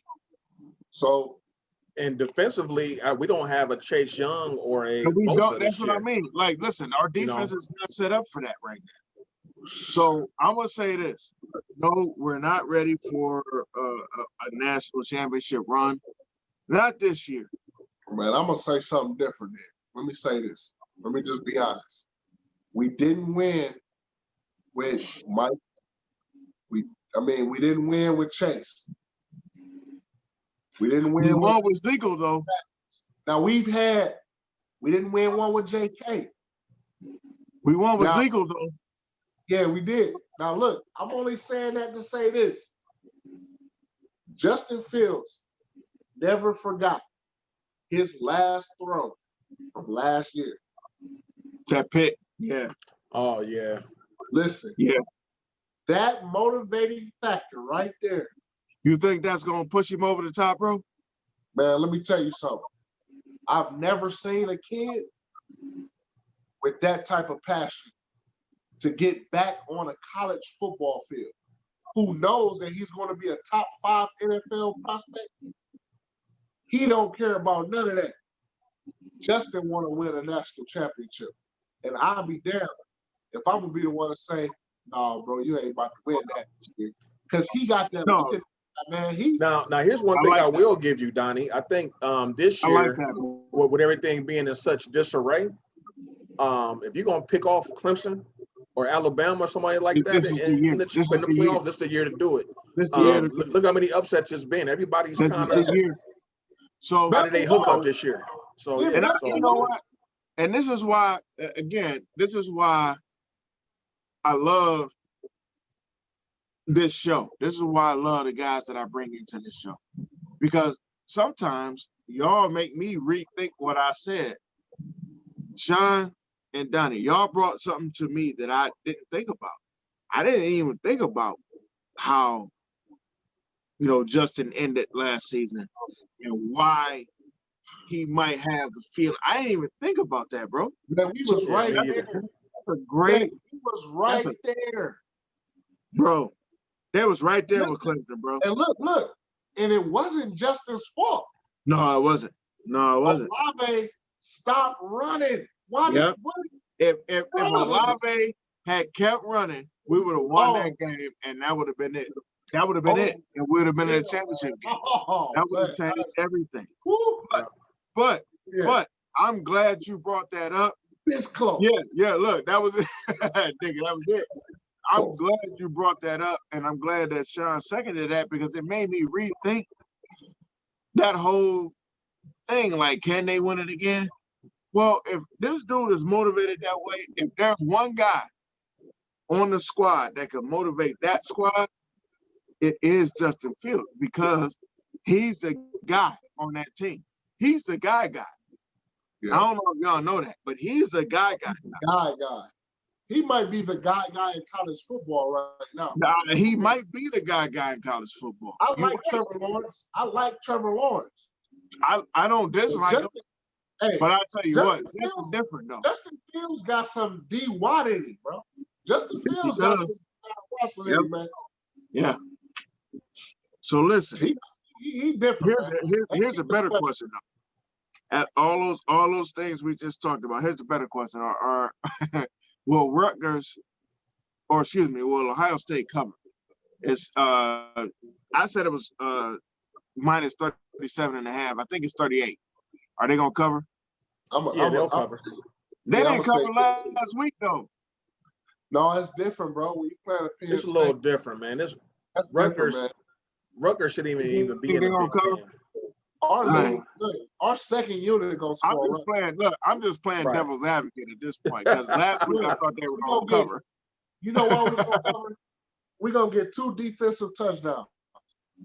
At least, I think at least 2. Yeah, you're right. I see Sean Wade getting a pick 6. And I Yeah, see Rutgers, what you know what? I think Rutgers will score early. They'll get like a cheap 7 early or something like that, and that'll be it. Yeah. So I'm looking at. I don't think we're gonna cover the over and under. I don't think we're gonna cover the over. But I think Ohio State will cover we'll cover the points. Yeah, I'm looking at like 48-7, something crazy like that. I can see that. It looked like RP got cut off. No, Did he? I'm here. I'm here. I'm Okay, just, your I'm video just on went the out. backside. Oh, okay. Okay. Okay. I'm just on the backside. You know, I'm as the producer of the show. Sometimes I have to do other stuff. I gotta do other stuff sometimes. I'm here. I told you, Sean be like, man, what are you doing? Stop telling people I ain't on the damn screen, bro. Hey, I got Like, why Oh, are right, you? right. I forgot. This is a podcast, right? Yeah, right. yeah, yeah. Damn phone call. Yeah, it's all good. I can walk around with this. I forgot. Look, I'll leave and I can hear Sean's tone change. Like I'll get up and walk away, Sean to be like, and so Yeah, cause I'm like, where this fool go? Like, what is he doing? He just get up, just randomly just get up and just walk off the set. I'm like, man, what is going on? No warning, no nothing. He don't give me no hands, nothing. He just get up, just dip. like I can't. What I'm supposed? Look, I don't know if the camera is on me, so I don't want to be over here like this. Like, But see, I don't even be thinking like that though. I'm thinking that you on the camera. I keep forgetting it switches off and on. But when you're just sitting here, you think you on the Man, camera all the listen. time. Yeah, I do too. I'm like, on the way. and this is why I love doing the show with the homies, man, because my homies are my homies. My Yes, guy, sir. listen, Sean is the only dude that could probably call me and just say the most outlandish stuff, and I just be like, "No, it's all good, bro." Look, Sean could check me. Sean could not check me. All the same, I'll be like, "It's all good, bro," because Sean is Sean. Sean's been here for how long, Sean? Almost 35 years, man. Something like that. So We've it been was doing what, this for a long time. the 4th grade, I think. That's a Fifth long grade, middle of fifth grade. Yeah, Fifth grade. middle I of think 5th we were grade. 10, Okay. 11. We were 10, 11 when we first met. I was like I was 85. 10, getting ready to meet you, and you turned 11 like 2 days after I turned 11. So yeah, Right. I mean, you know Right what? When I first met you, you had an ugly Rams winter coat on. first of all, I was like, why I does this ask school you- like? First of all, I like who has a first of Los all, you're Angeles not- Rams coat on in Cleveland? Listen, I tell you what you're not about to do. You're not about to try to rank on my doggone Rams jacket. I remember that. Nigga, I love that jacket. You're not finna kill me on my jacket, homie. I will smack and pop you. Right. That's literally the first thing I thought. I was like, man, who got a Los Angeles Rams coat on in Cleveland, Ohio? Man, Donnie, you remember that jacket, don't you? Yep, I sure do. It probably got handed down to me afterwards. So. Unfortunately. So listen, so let's move on past. Let's move on past the Ohio State and the Rutgers situation. We're about to get into another little specialty area. Sean always talks a lot of junk about who he thinks is a great this and a great that. Sean talks a lot of junk. I don't know if y'all know this about Sean, but Sean talks a lot of junk. So we're gonna get into a conversation that we haven't had ever on this show, but we're gonna get into it fully. This is about to be fun. About the best, 'Cause I already know you're gonna say something Best- ridiculous. I already the know. best pure shooters, not scorers. Best. Now pure wait a minute. shooters. Hold on. That is So we talking about pure shooters and not just overall scores? No, best pure shooters. I told you that. It's pure shooters.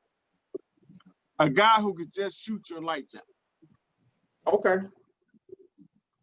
We're not talking about That's scorers. special. Yeah, that's All something right. different. Now, because the original argument was, because I have brought up Kevin No, it Durant. wasn't. No, we did start on the scorers, and I was getting ready to kill you on that. No, you wasn't. However, I was getting ready to kill you on that. Because you brought up Jeff Malone. You put Jeff Malone and Kevin Durant in Man, the, Jeff in the Malone same was a sentence. murderer, bro. Man, what? See what I'm saying? There's no Man. conversation that Jeff Malone should ever be a part of. Listen, Jeff Malone averaged 30 points a game. He's a great scorer. He can score. Jeff Malone can score. I don't even know who Y'all that is. better go check the record, son. I'll check all of them. Jeff Malone. On them sorry ass Bullets teams back then. You mean He Karl was Malone? the only guy that could score. On what team? Those Bullets teams back in the day. Jeff Malone, man, Jeff Malone can give you the business, man. I'm talking about 30 points a night. Unseld is probably the only bullet that ever need to be mentioned. Who? No, nigga, you didn't. He said West Unseld. So listen, real quick before we get into this conversation. I've just allowed another member into the room. So now we not only have one guest, we got two guests. Apparently Elton has on a bathrobe. I don't know where he is. I don't know if he's in the bathhouse or in his own house. But apparently, this is what happens when you have a black podcast. People just show up however. What's up, bro? What's going on, man? What's going on, Elton? We got Donnie. We got Sean in the room. So listen, we're getting ready to talk about the best absolute pure shooters. There's guys that can just shoot the rock, man. So I'm gonna start. I gotta get a headphone or something, man. Hold on. Go ahead. Go ahead. I gotta go ahead, man. I'm gonna let Elton. Because I just heard some craziness come out of my brother's mouth, man.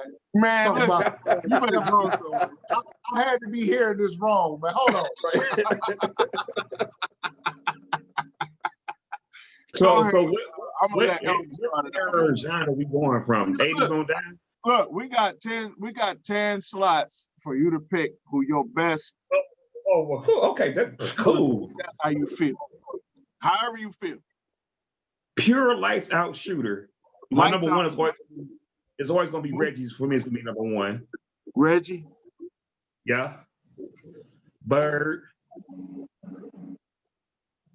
Reggie Theus.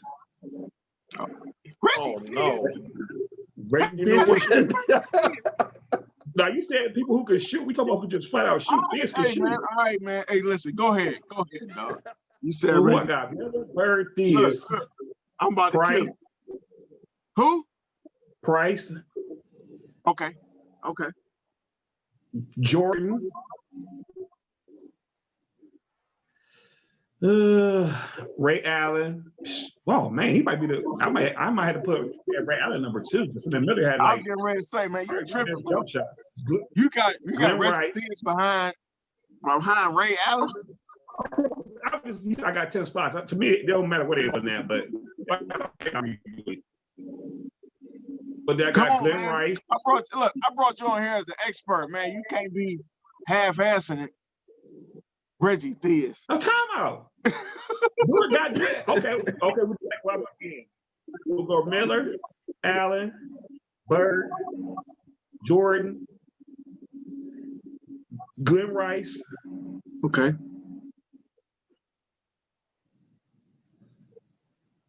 What was my boy name that did get but got played? Petrovic. Petrovic can shoot before he died. Drazen.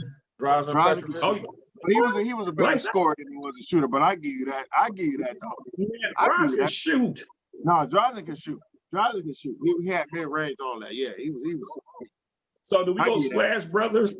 Like one do they count as a duo or they gotta go? Okay, well they'll be 7 and 8, the Splash Brothers. Flat out shooters. Mitch Richmond, because he could shoot. Richmond was almost lights out himself. Yep.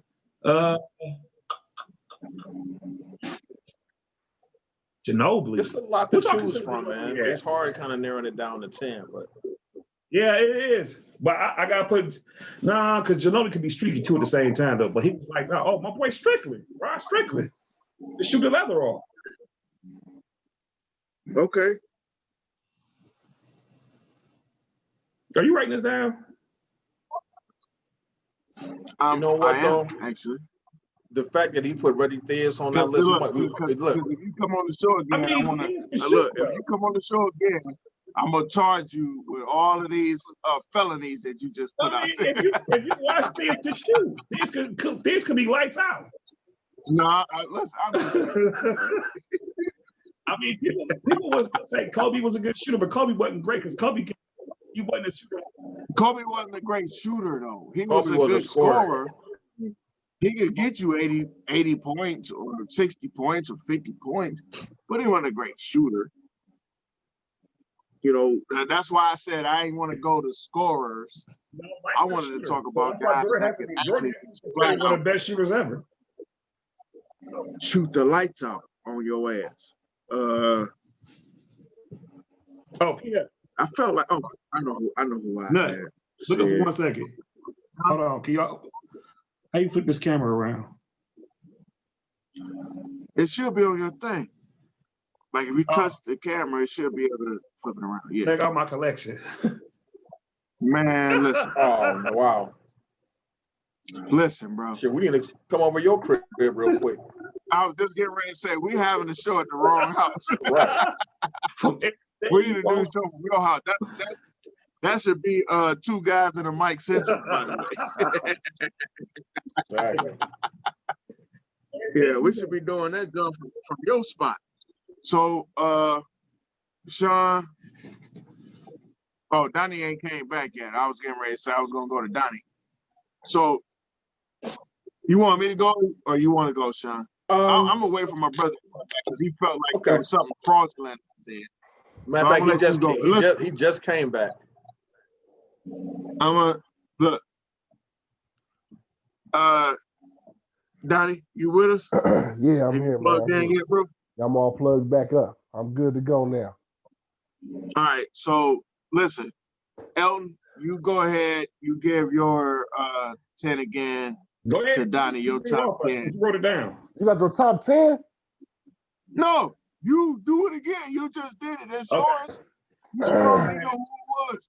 I had Miller, Allen, Bird, Jordan, Patch, Glenn Rice. Don't forget Reggie Theus. Oh, I took him back out. So we put the Splash Brothers in. That's Reggie Theus. Rod Strickland. Shooters. If you don't know Rod Jumper, then you didn't watch basketball, my friend. I know how Rod can hoop, but shooters? Rod can shoot. Oh man. And Kenny in there or no? Who was my person? Man, bro. I don't know about them, man. Y'all got some. Hey, look. I know I'm not that much younger than y'all, man. I'm not. I know I'm not, man. Oh, Mark Price was in Mark Price. Yeah, you had Mark Price in there. Yeah. Okay. Oh, okay. I was going to say he did mention Price. He brought Price back on the back end. He didn't have Price in there first, but he brought him on the back end. All right. So listen. Bro, you want me to go or you want to go first? But all my dudes, I heard somebody say choked up. Huh? What'd you say, Donnie? How old is Donnie? Donnie is. I'm only a few years younger than y'all, El. What's a few years? About 3 years younger than y'all. 4 years maybe. You 40? I'm in the same genre, man. Yeah. I'm in the same genre. You laughed at Rod Strickland. Man, Rod was lights out. Rod could shoot the NBA off the ball. Well, Rod couldn't stay healthy. That was the first problem. And Rod was more of a now I'll say this. If we talking about a guy that could get to the rack whenever the hell he wanted to. Yeah, no, that's different. That's a whole different conversation. Yeah, And you know what's crazy? You know Rod Strickland never made an All-Star game? Huh? Yeah. Rod Strickland never made an All-Star team. He should have. Neither has Ron Harper. But that's okay. He should have. He should have made several. But I'll tell you what, a guy that could get to the rack whenever the hell he wanted to, Rod Strickland should be at the top of everybody's list. Him, Isaiah, those type of guys. But we'll have that conversation another day. Sean, do you want to go or you want me to go? Go ahead. Go ahead. You want me to go? Yeah. All right. So we doing our Alright, top 10, right? So my top 10. So my first would be Larry Bird. My second would be Reggie Miller. My third would be Jesus Shuttlesworth. My fourth would be Mark Price. My fifth would be Steph Curry. My sixth would be Chris Mullin. I forgot about Mullin. My seventh would be Kevin Durant. My eighth would be Mitch Richmond. My ninth would be Klay Thompson. And then my 10th would be Glenn Rice. You stole a lot of my style. I ain't stole nothing that you had. I ain't stole nothing you had, son. You stole Grit. I ain't stole nothing you had. I heard what you said. Ain't nobody stole that. You had Jordan on your list? Ain't nobody stole that. And listen, I had a couple others I could have added to it. Arvidas Sabonis, freaking Detlef Shrimp. I mean, these guys could just flat out shoot. Mid-range, wherever you wanted to spot them cats up, these guys were gonna make buckets. They could just shoot. Drazen, Petrovic, all them guys, man. Them guys could just shoot. I forgot to add Dirk on mine. I ain't have no room for Dirk, but Dirk would have and Dirk needs to be somewhere in somebody's something, because I would give Dirk that room. But man, I grew up in a different era where I had to give some of my old school guys the love, because these guys just openly give it to Klay. But I think the guys that I mentioned can shoot it as equivalently as Klay. I mean, as Steph. I'm sorry. They can shoot it from anywhere, but that wasn't what was called for at that time. The eras are different, so it'll always be a little, change here and there. Go ahead, Sean. What's yours? Do you have? And my list is kind of more like, I got my top 10, but it's kind of just like my 10 favorite. These are some of my favorite guys like to watch shoot. That's kind of how I'm classifying my list. So number one, I got. I asked you to do, but okay. I just made up my own rules here. I got Steph Curry number one. Man, what the? You done? You finished? How am I done? You finished. This is my list. This is my list. I got Steph Curry number one. That ain't the list based on what the hell I asked you. Now you really done. But go ahead, bro. I got Steph Curry number one, Larry Bird 2, Reggie Miller 3, Ray Allen 4, Joe Dumars 5. That nigga wasn't no great shooter. Yes, he was, man. Joe Dumars would like. I know Donnie. Look, I know Donnie gonna be mad. Man, what is you, man? Hey, look, I know on Joe D, dog. What'd you say? Better quit hating on Joe Dumars. Yeah, exactly, man. Like Joe was a silent assassin. I knew Donnie was gonna be mad when I said silent assassin. Silent assassin, dog. The Joe Dumars is number 5. Number 6 is Jeff Hornacek. Number 6, yes, Jeff Hornacek. Jeff Hornacek was a killer. In the top 10, bro. Yes. Oh my gosh. Jeff Hornacek never got credit, man. He shot like 50% from the floor. Go ahead, bro. Got Jeff Hornacek. I got Chuck Connors person, the rifleman. The rifleman. I'll give you that one. Chuck, I'll give you that one. Chuck was a mom. Who else I got here? Dale Ellis. I like that. Number 8. That's a good pick. Number 9 is World Be Free, so make it rain. Man, stop it. Come on now. Stop it. World Be Free is one of the greatest shooters of all time. Lloyd was awful for a long time, and he kind of found. He played for awful teams, but he wasn't awful. Yeah, he did. No, it's hard to argue that, because some of those Cavs teams are awful. He came from Philadelphia at a time when Philadelphia wasn't that good, by the way. Right. Came to us, and we were even worse, even though that dude was like, I never saw a shot that I didn't like. He didn't make all those shots. That's the only reason I got an issue with you're not hating on World Be Free, man. He kind of No, single-handedly saved the Cavs franchise. He kept us from moving out of Cleveland. Bro, That one year, he got us to the playoffs. Really, bro? That is definitely He did. true. Yes, he did. I mean, you really think I'm hating on World Be Free? I'm Yeah, just you're saying doing it right now. You just called him I off. said your best shooters out of all time. That's your best shooter, or your 10th? One of them. And my last one is Mark Price. Yo, And this is a listen, damn good I'm list. about to mute. I'm about to take his whole microphone It's some good people on his list. his screen because he's behind. That list ain't terrible, man. That list not terrible. It's I not. gotta give him props on that. But I'm always giving Sean grief because that's what the hell is the premise of this show. That is ridiculous. That is Who's ridiculous. next? Donnie You got Lloyd Be Free. Will be free. You have Lloyd Free in front of Mark Price. Yeah. Are you kidding? I don't know about World Be Free, but That's his list, though.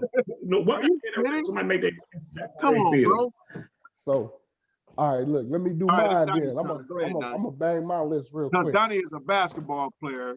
You know, this dude played in college and semi-pro, all that good stuff. So this is why one of the main reasons I brought him in, because he's got an idea beyond what everybody else did. So, Well, bro, I don't want to say that give me no more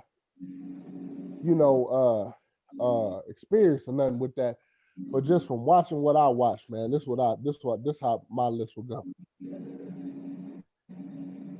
Pure scores. I'm gonna go pure shooters. pure shooters. Just from what I've seen, man. Number one gonna be Larry Bird. Gotta go with the legend. Number two, I'm going Jerry West. Check Jerry. I was thinking about Jerry too. Yep. Jerry don't miss. Jerry didn't miss. Number three, just based on pure stats and how he doing it, I got to go with Steph Curry. Number four, I'm going to go Reggie Miller. Number five, and this is a hard one, man, but again, when you can score like that without dribbling, that's tough to stop. I got to go with Clay next, man. And then I can move down and say Mark Price. I could say surprisingly, not surprisingly, but I'm gonna say before Mark Price, let me go Ray Allen. I'm sorry, like you called him, Jesus Shuttlesworth. And then I'll go Mark Price, and then I'll go honorable mention for these last three. I'm gonna have to say just for their clutch ability, I gotta put something else into it. It ain't just shooting the ball, man. You gotta be clutch with it.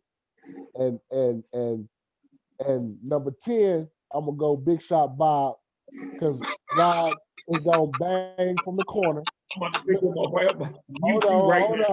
Hold on. Peep this though. Big Shot Bob, not Big Shot Bob. Big Shot Bob. Look. And before Big Shot Bob at 9, I'm gonna surprise y'all. I'm gonna go Sean Elliott, man. People but Sean Elliott, bro. That fool can shoot, bro. He can do nothing else. Listen, that stroke, that dude's stroke, that was an incredible stroke. Yeah.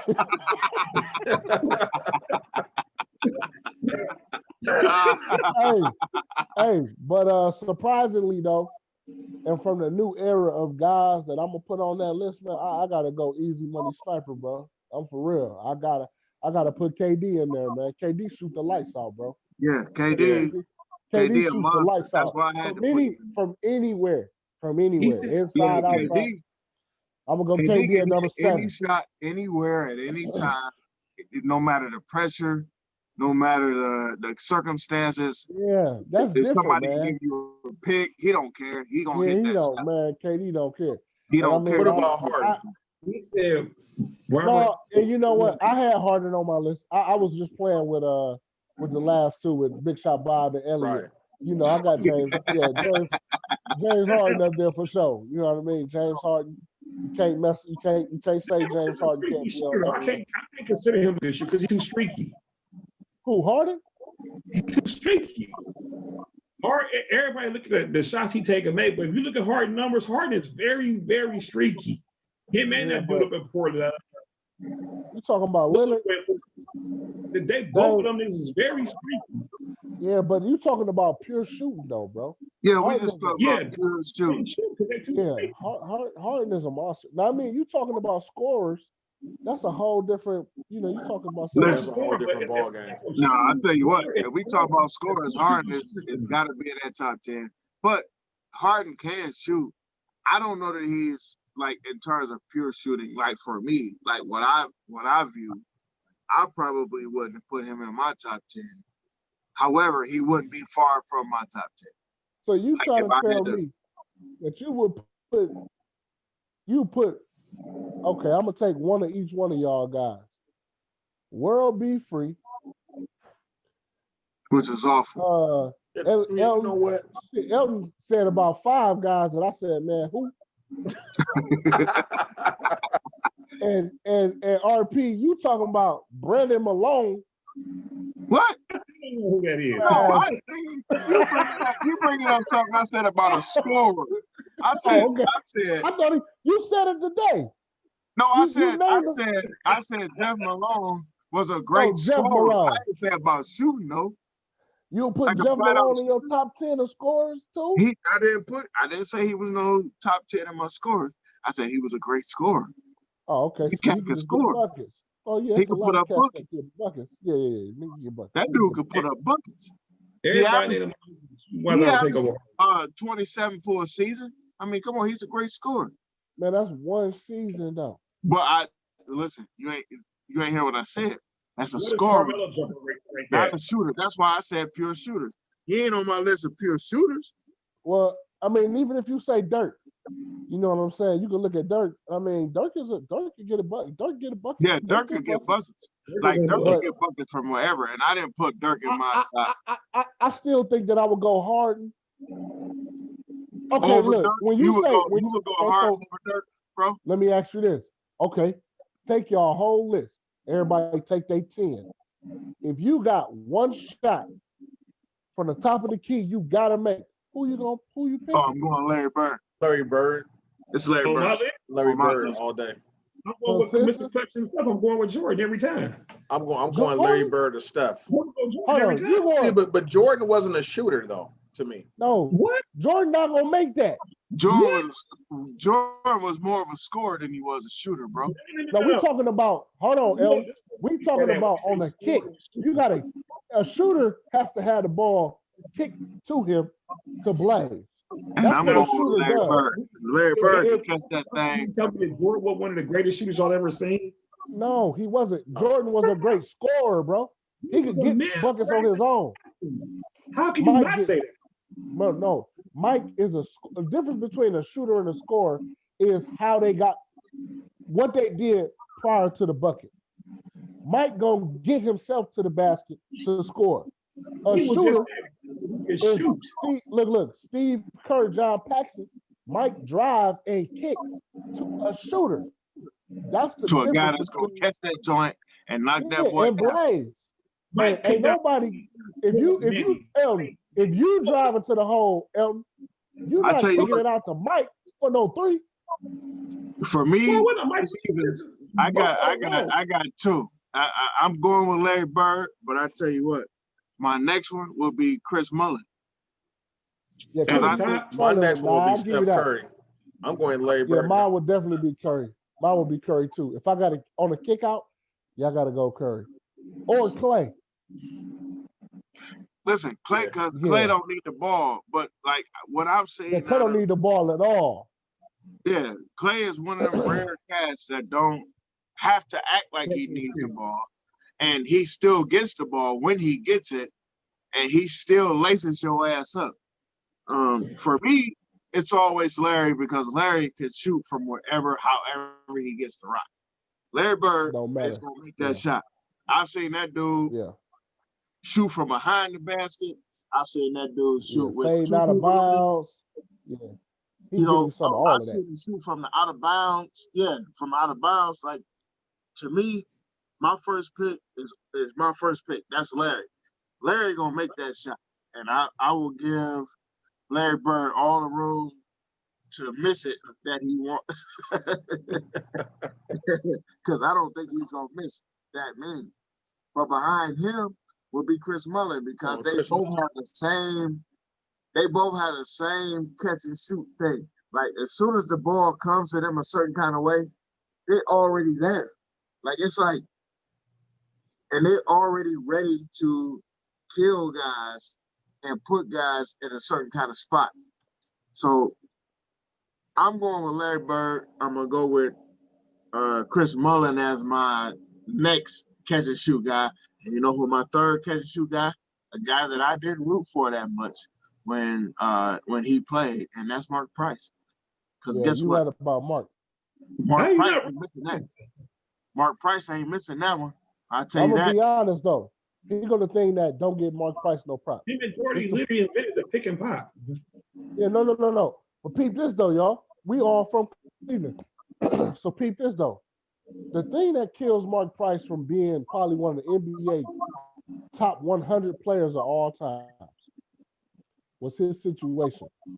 If Ron Harper would have become Michael Jordan, like he was on pace to do before he got traded, he would have had we would have had a different thought process of Mark Price. Now peep this. Say instead of Harper getting traded, Mark Price got traded. And Mark Price played for them same Bulls teams that Steve Kerr and John Paxson played for. And Michael Jordan was driving to the hole, kicking the ball out to Mark Price. You wouldn't have needed Steve Kerr. You wouldn't have needed Steve Kerr. Oh, my God. You wouldn't have needed Mark Price would have did? Oh, you wouldn't have needed Steve Kerr. You wouldn't have needed Steve Kerr at all. They had asked a bunch of the that dude would have killed. They had a round table when they asked some of the legends who's the toughest guy they had to guard. And Isaiah said Mark Price. Yep, Isaiah said that. Because he said he was sneaky fast. Like, you wouldn't think Mark Price was as fast as he was. He was fast. He was kind of like Steph Curry before Steph Curry. Because Mark Price was one of the few guards back then that will pull up on a fast break and pull a three. Man, that dude will pull up. Listen, because Coach Lenny gave him the green light. So he knew. Mark Price shoot your head off. He knew he could just do whatever he wanted.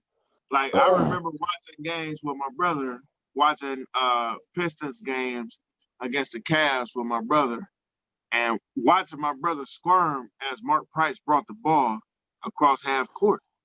Because he was too deep. Like, you gotta guard Mark Price at half court. And he was the first guy that we thought that you needed to guard at half court. Like we think about Steph Curry. Yep. Which is why when people say to me, oh no, Steph Curry the best shooter I've ever seen, I don't know that he's the best shooter I've ever seen. He's the best shooter in this era for sure. Well look. But the best shooter I've ever seen, because I think Mark Price could hit them same buckets with less work. Here's the only thing I'll say about that. Steph Curry, to me, is the greatest volume shooter of all times. Oh, volume, not when you add that part to it, I agree with that. I mean, like, come on, bro. Yeah. That ain't nobody even. I agree with you. It don't take no one has ever. Yeah. Huh? I agree with that. Volume, you're not shooting 18 shots and knocking down 12 of those 18 shots. Yeah, that's a lot, man. Like, that's what Steph Curry can do. He has that potential. And I don't know where he learned that. I know his dad was a specialist. His dad is a great shooter too, by the way. I remember you played the Cavs. His brother a good shooter. Into anybody's top 10. But his dad was a great shooter. He didn't get recognized until he went to Charlotte. Yeah. But when he went to Charlotte, that's when he kind of got his name about himself. Because when he was with the Cavs, he almost didn't get off the bench. He was riding high. Yeah, they never really let him off the bench because he was such a special. And you got to remember, this is why I say the eras changed everything. Right. The eras at the time that Dell Curry came to us, we already had guys that did what Dell Curry did. Coach Linne didn't see, the need to pull him off the bench that way. So he needed him to do other stuff like defend and et cetera, et cetera. He wasn't doing none of that. So it was a different feel for him while he was in Cleveland. He ended up having Steph while he was here in the same damn hospital as LeBron at Akron General, which is crazy. And they both ended up being legends in the freaking game, LeBron and Steph Curry. So that's crazy that they both came through the Cavs pipeline for that. And that's my 216 history lesson for y'all. You're welcome. You're welcome. You're welcome. No, but it's funny how you mentioned about the different eras and having specialists. Because back then, because they weren't shooting threes as much, those guys only came in like in situations like Craig Hodges, Trent Tucker, Michael Cooper, Trent Tucker. Oh, he getting ready to shoot. That's why he's Orlando Blackman, those type of guys. Yeah. Rolando. Yeah, you need those guys, man. Remember Adrian Dantley was actually a shooter when he was in Dallas. Before he came to Detroit. Yeah, he was. Listen, Aguirre was a great scorer. He wasn't a great shooter, though. I said Aguirre was listen, that dude could fill up. Aguirre could fill up your scoring stat line. That dude can get you 30 whenever he. Mark Aguirre can shoot the lights out too. Mark Aguirre could get 30 whenever he felt like. Vinny the microwave. Like it didn't matter. Wait, Donnie, Mark Aguirre could get you 30, and the crazy part is Isaiah could get you 40 whenever he felt like if he wanted to. Oh man, Isaiah. He's very underrated. All-time great point guards. He don't get his credit. People forget how raw Isaiah was different. Not at all. Some of the best handles of all time.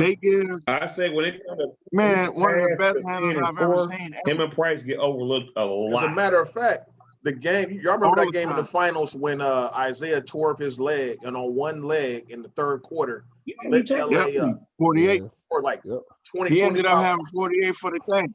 Right. He had a softball on his ankle because he twisted his ankle off. Like it was bad because Isaiah was monster. Isaiah was one of the few people at that time that wore low tops.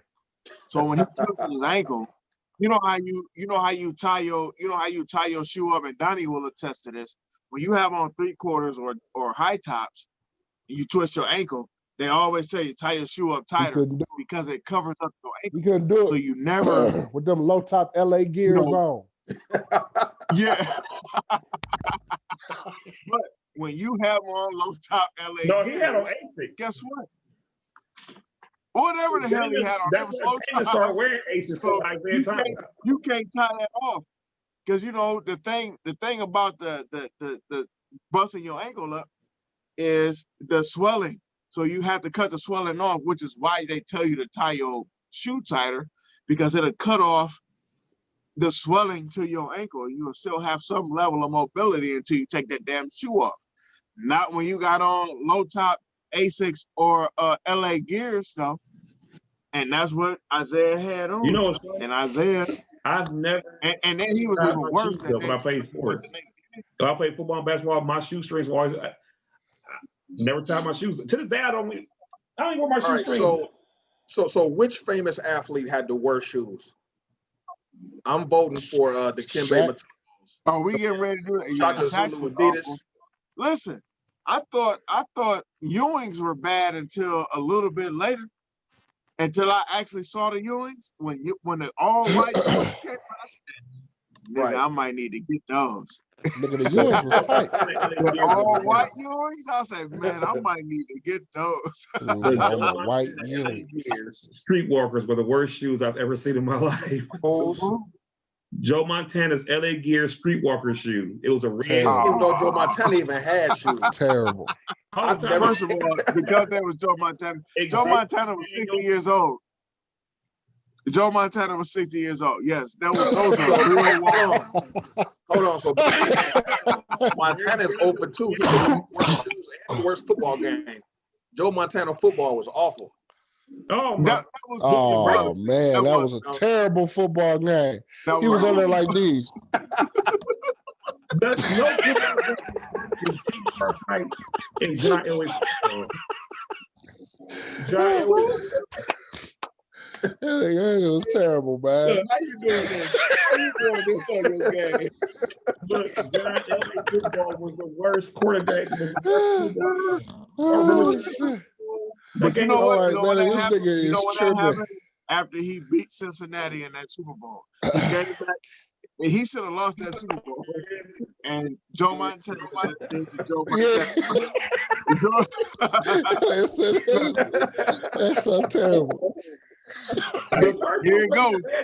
Not only am I going to Super Bowl, not only am I going to Disney World, I'm fitting to give me a new game.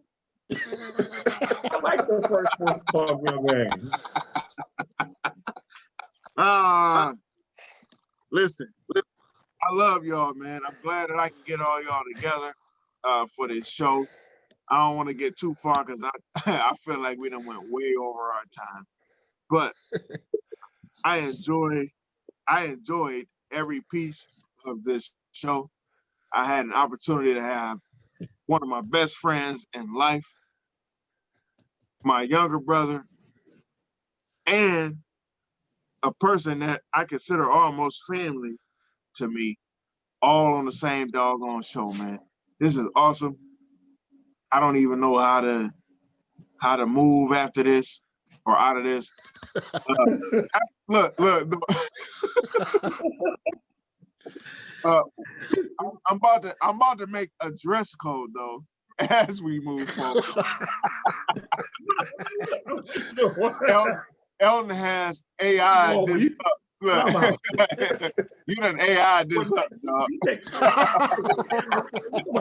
We about to have a dress code now. Sir, I'm on a button-up shirt, thanks. No, I'm just joking, man. This is one of the great parts about having your own show. We can do it how we want to do it. We can enjoy it how we want to enjoy it, and we can speak freely, and that's the part that makes it great for me. I think that's the part that makes it great for my partner, Sean. I think that's what makes it great for my, my guests that come on, because we can have a free conversation, man.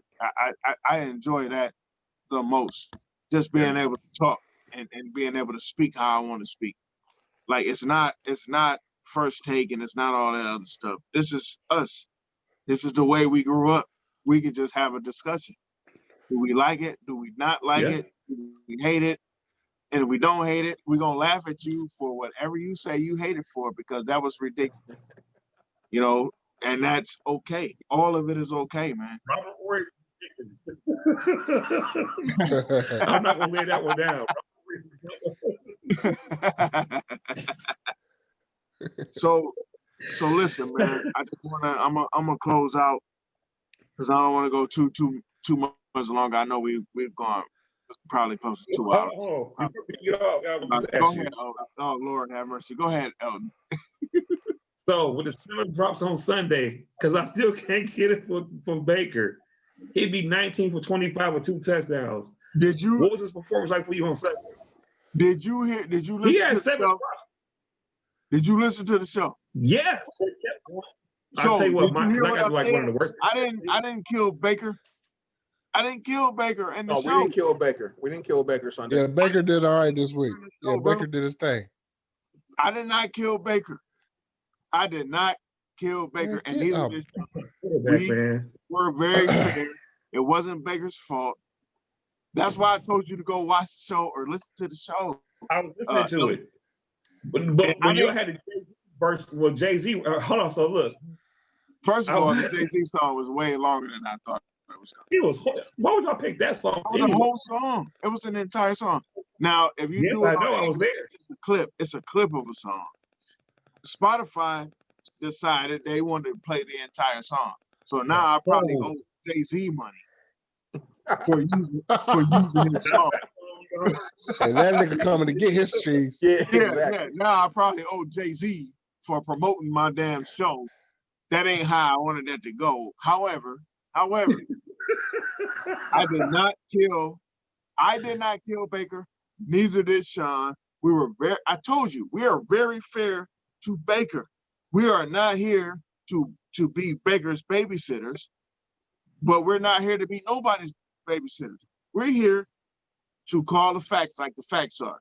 Baker played really good or not really good. He played good enough to win on Sunday. It wasn't Baker's fault that we lost. Other guys, them drops, the missed tackles, the fumbles, all of that stuff. If you looked at the show, what was the show called? Missed Opportunities Sunday. That's what I named the show because we lost because of the missed opportunities. We had every opportunity to win that game, and they did not do it. With that defense, I don't want to go to the playoffs.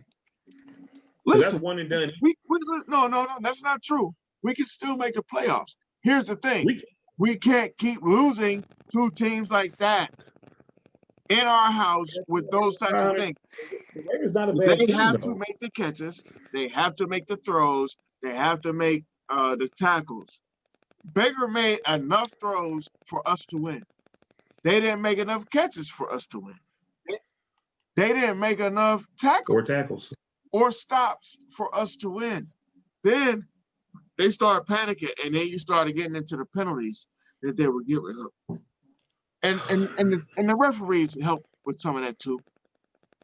Do you know what? I thought that first 90 was a touchdown. See, look, which one? That first catch they caught it. They said he dropped. They say he dropped it in the end zone when he clutched and then brought it in. It was moving. Never catch the ball. Jarvis, he didn't catch that ball, man. It was moving. Jarvis made too many double catches. He was making too many double catches this week. Yeah. Too many double catches, man. You gotta catch the ball, bro. Just catch the ball and take it to the ground. You're better than that. And the catch that old boy had for the Raiders that they challenged or that was challenged. I don't know that we challenged it. The thing was they didn't have enough angles on it to make it clear enough that he dropped it. So that's why they ended up giving it to him because the angles that they showed me, if those were the angles that they showed the guys in Chicago, that's gonna be a catch. Like, because they didn't show enough to make me say it myself. Angle. Yeah, that back angle was bad. Yeah, it was a bad angle. So I knew that was hard. However, we still were in the game if Njoku makes that catch. Yeah. If we don't fumble, if Harrison Bryant don't fumble that ball, then we could have stopped somebody.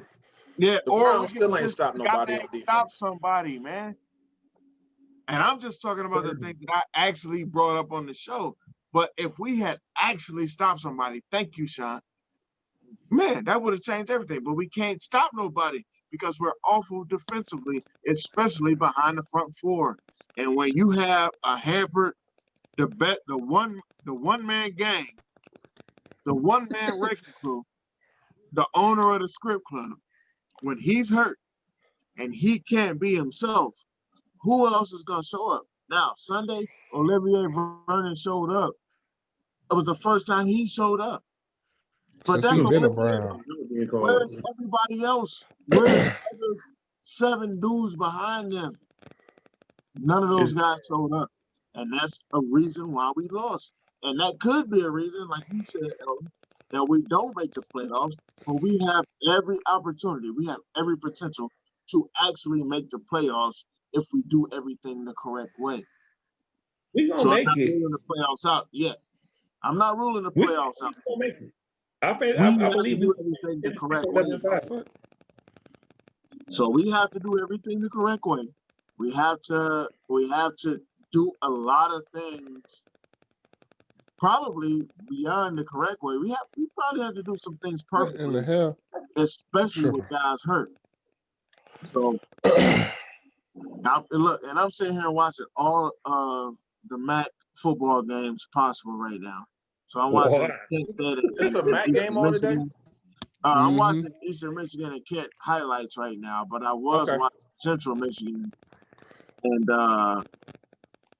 who were they playing? They just went away. BG. Now you BG's see how playing crazy tonight the too, college ain't he? football BG was season is? We playing got Toledo. Wednesday night college football, man. That's crazy. Yeah, I they thought gotta BG do what was they just gotta playing do right Toledo. now. Right.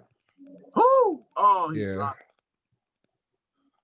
Yeah. Yeah, so you know, They gotta get down. I'm a product somehow of the MAC. That was never intended, not from the school I went to, but I spent so much time at BG.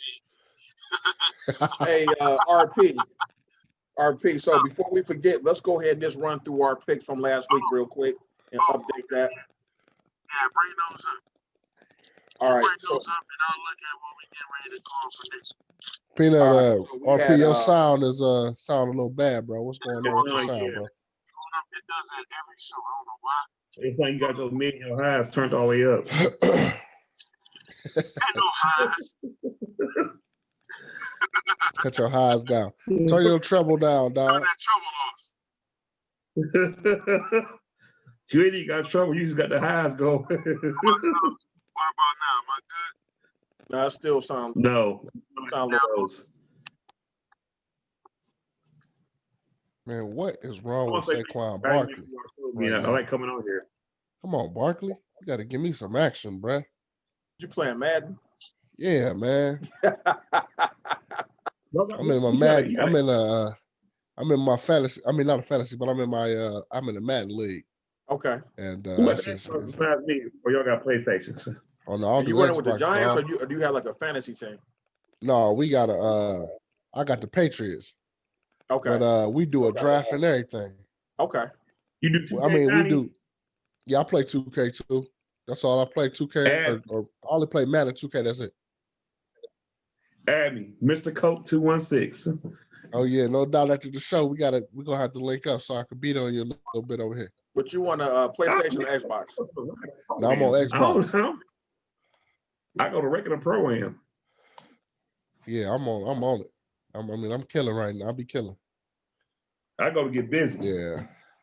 I'm losing right this second, though. I'm down 7-0 because I'm trying to do two things. But it's pretty serious. It's intense, man. This Madden league. Huh? All right, RP, you there? Yeah, I'm here. Did he fix it yet? Yeah. Let's go ahead. I'm gonna get the next gen. Do I sound better? No. Oh my God, man. All right, we just go ahead and run through these picks. All right, so we had Indianapolis versus Detroit, and I picked the Colts. Who won that game? Indy won that game, right? I picked the Colts as well, but Indianapolis won that game. All right. Then we had the Steelers and the Ravens. I picked the Ravens. Who did you pick? I picked the Steelers. All right, so you got that one. Then we had the Cowboys and Philly. I went with Philly. You went with Dallas, didn't you? No, hell no. I ain't going with Philly. I went with Dallas. I went with the Eagles too. All right. Then we had the Saints and Bears. Like a fool. Why did I pick Chicago? Yeah, what was I picked thinking? Chicago. I don't know what the Why did I do that? Why? Well, because you know what it was? I know what it was because you said they were outside and you thought that was the play. Like you I must have been drunk. Was I drinking? I was drinking, wasn't I? You was drinking something. I don't know what you was drinking something. I don't know why I picked Chicago on that raggedy offense they got. Man, all right. You picked them. I mean, you picked them. I lost that one. And then I went the Browns. I picked the Saints. I picked the Browns. So we both lost that one. We both lost that one. So I had a terrible, man. I went 2-3. So that brings my record to, I'm at a paltry 12-12 on the season. Where's Peanut at? I think he about 12-12 too. Nope. I'm 13 and and 11. No, you making up. No, you making up stuff. Because I was ahead of you No, last week. because I didn't lose. Listen, did you hear what I just said? You cheat now. So here's what happened. We both picked the Colts. We both lost, right? Oh, we both won. So that's We one. both won that one. You picked the Ravens. I picked the Steelers. So that's one for me and a loss for you. I'm still trying to figure out what made me pick the damn Bears. What the hell was I thinking? I picked the Saints. So actually I got two. I gave myself one. I got two. Right. Because I was behind you. So that's how I got one ahead of you. Because I was All right, so you 13 and 11. I'm 12 and 12. All right. Yeah. All right, so let's go ahead and run down. We can pick 5 random games for next Sunday. I got you. Already. So let's do it. Hey, I want to get on. Can I pick one? Yeah, you can pick. All right, cool. Man. So here we go. Tomorrow night's game. We're doing tomorrow night's game.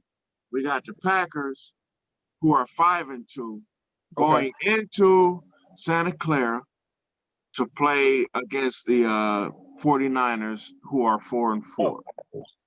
I'm going with the Packers, man. The Niners are beat up. Yeah. I think Garoppolo's down, Kittle's down. They've been injury plagued all year. The Packers kind of had a rough game last week against Minnesota, so I'm sure Aaron Rodgers would be upset and want to get some get back. So I'm going with Green Bay. Yeah, that guy can't go 2 weeks in a row with losses. They were 5-0, rolling, feeling good about themselves, and all of a sudden, they started getting, kind of beat down. Right. So I'm expecting them to beat Frisco. Frisco's not awful, but they're just not that good. I mean, you can't overcome the injuries that they've had this year. Yeah, man. It's just been too many. Yeah, that's all. That's all it is. I mean, it is what it is, and I can't recoup that too much. Woo, all right, here's a good one. Second one. Hold on. Elton said he wanted to make a pick. Oh, go ahead. And make a pick. You got who now? I'm taking Green Bay too on that. Green Bay. Okay. That wasn't hard, by the way. Mm-mm. Yeah, Green Bay on that one. I'll take Green Bay on that one too. I say Green Bay plus 20. Nah, listen, you talking about plus 20? I got a couple dollars on that one. Yeah, exactly.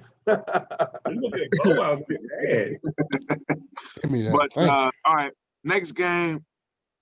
The Houston Texans, who are 1-6, are going into Jacksonville to play the Jaguars, who are 1-6. That's an ugly game to pick. Houston. I'm going Houston because I think the porn star Gardner Minshew is hurt. I think he's down. You know what? I'm going Houston. I'm gonna take the Jags in that game.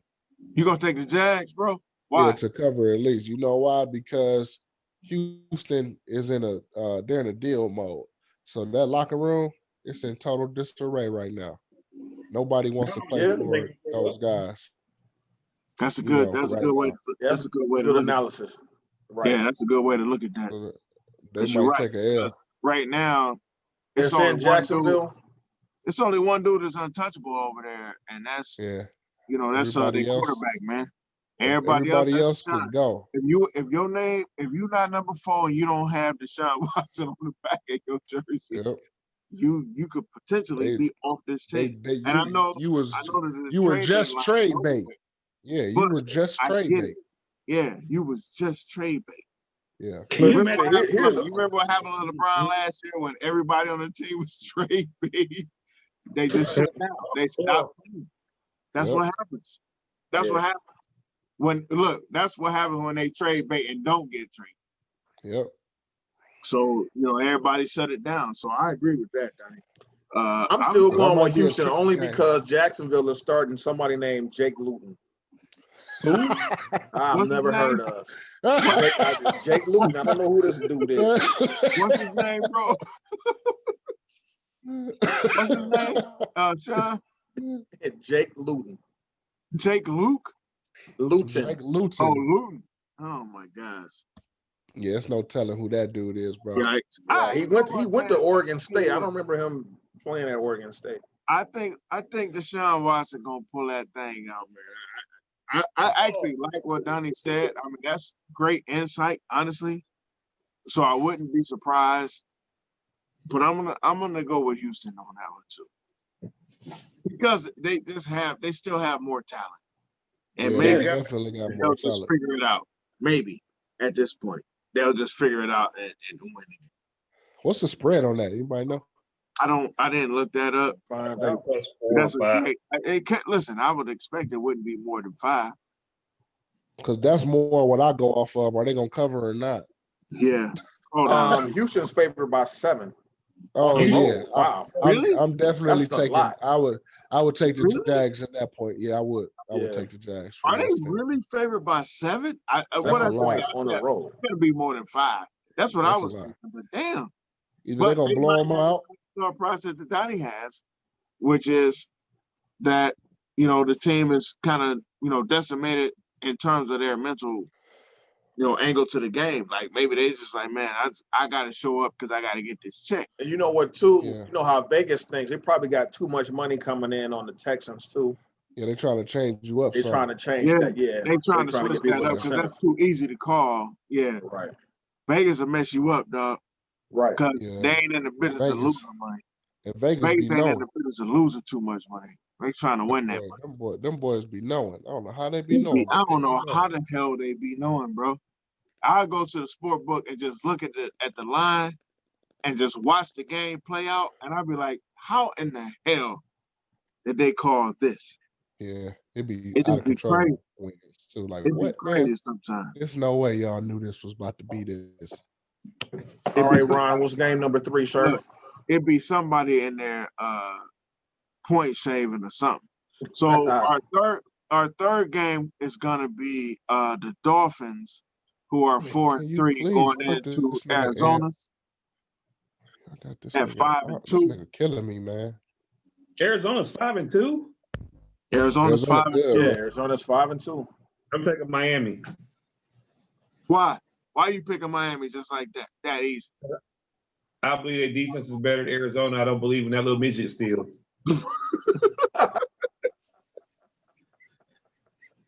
I don't believe in him. That little midget. Hey, that midget serious, bro. Listen, the midget understands how to play football, though, Hey, man. yeah, he's serious, man. The midget know when to run. Listen, he is a midget, Russell Wilson, man. He's like, a baller, bro. He He's knows a to throw that tank. thing, and he got a great arm. Now that's a kid, Sean, that has an electric arm. Kyler Murray actually has an electric arm. When he throws that thing, Right. it comes out like pow. That's the kid Now- that can make. Yeah, that. Now, now that guy, I'm going Arizona. I That's think because you I'm- got Tua with his first start on the road, second start overall, but first start on the road. That might be a little much for him, so I'm going Arizona. I'm trying to find the spread on that game. I'm not able to find it. +2. +2. I don't know. I just made that up. It sounded like a good thing to say, though. I was getting ready to say that's a weird ass. That's. I mean, Plus, +2. So I I'm say like, +2. what? Arizona's favorite by 4.5. that's Yeah, good that's what I money. was thinking more Nigga, of. I Like, I'm think like, nigga, Arizona gonna cover, man. Arizona gonna cover that. It was the vodka that said say +2, so I said it. Yeah, I take Arizona by a touchdown, man. No. I don't believe in them Dolphins, man. I don't Me either. believe in them yet either. I don't know how the hell they 4-3. First of all, Tua they didn't took play all the good. orange out their jerseys and messed them up. Yeah. Winning, They had to though. go back to their originals. Listen, Patrick was winning. Oh Listen, yeah. bro. Oh yeah. Come on. Come on. Come on. Come on. Sean is like a Pick it girl. up. Oh! Here, listen, again, this is why you can't have no black podcasts. My bad. This is why. All black podcasts go away at some point. Like Paul told, they will take your show. People like, I think they were playing Madden during the game. So I mean during the podcast. So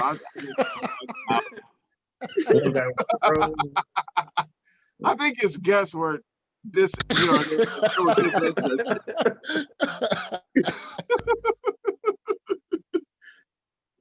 that's just my little brother. He's such an irritant.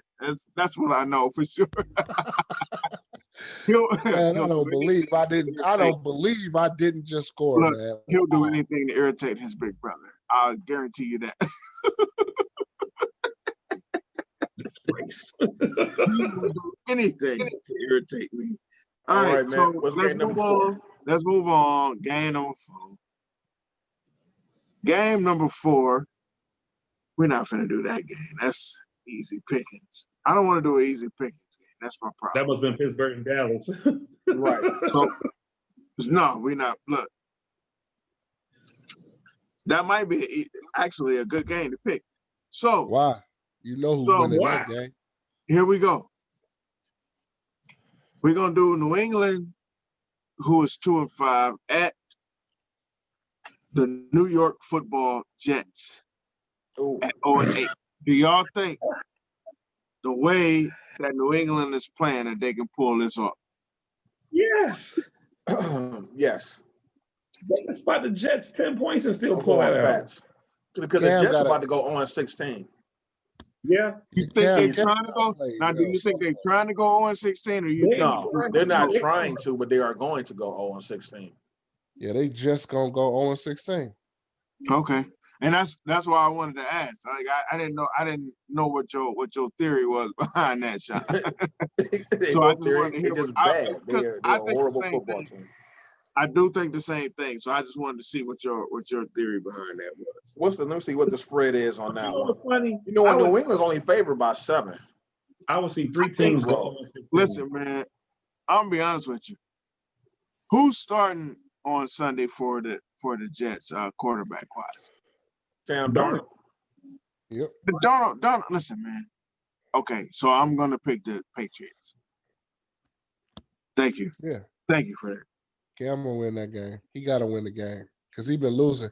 Really, if New England loses this game, Cam is going to be on the bench. Yeah, but you know what though? Cam not playing terrible. He's not. Really. He's not.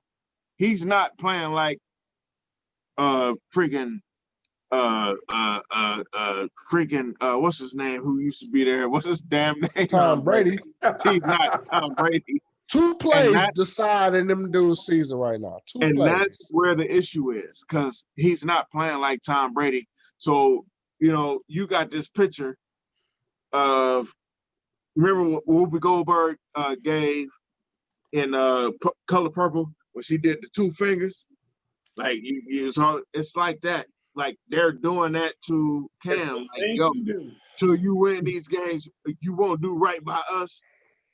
That ain't, it's really not on Cam. Cam is actually not playing awful. Now that game against Buffalo was on Cam. Yeah, that was bad. The game against Buffalo, but that was it.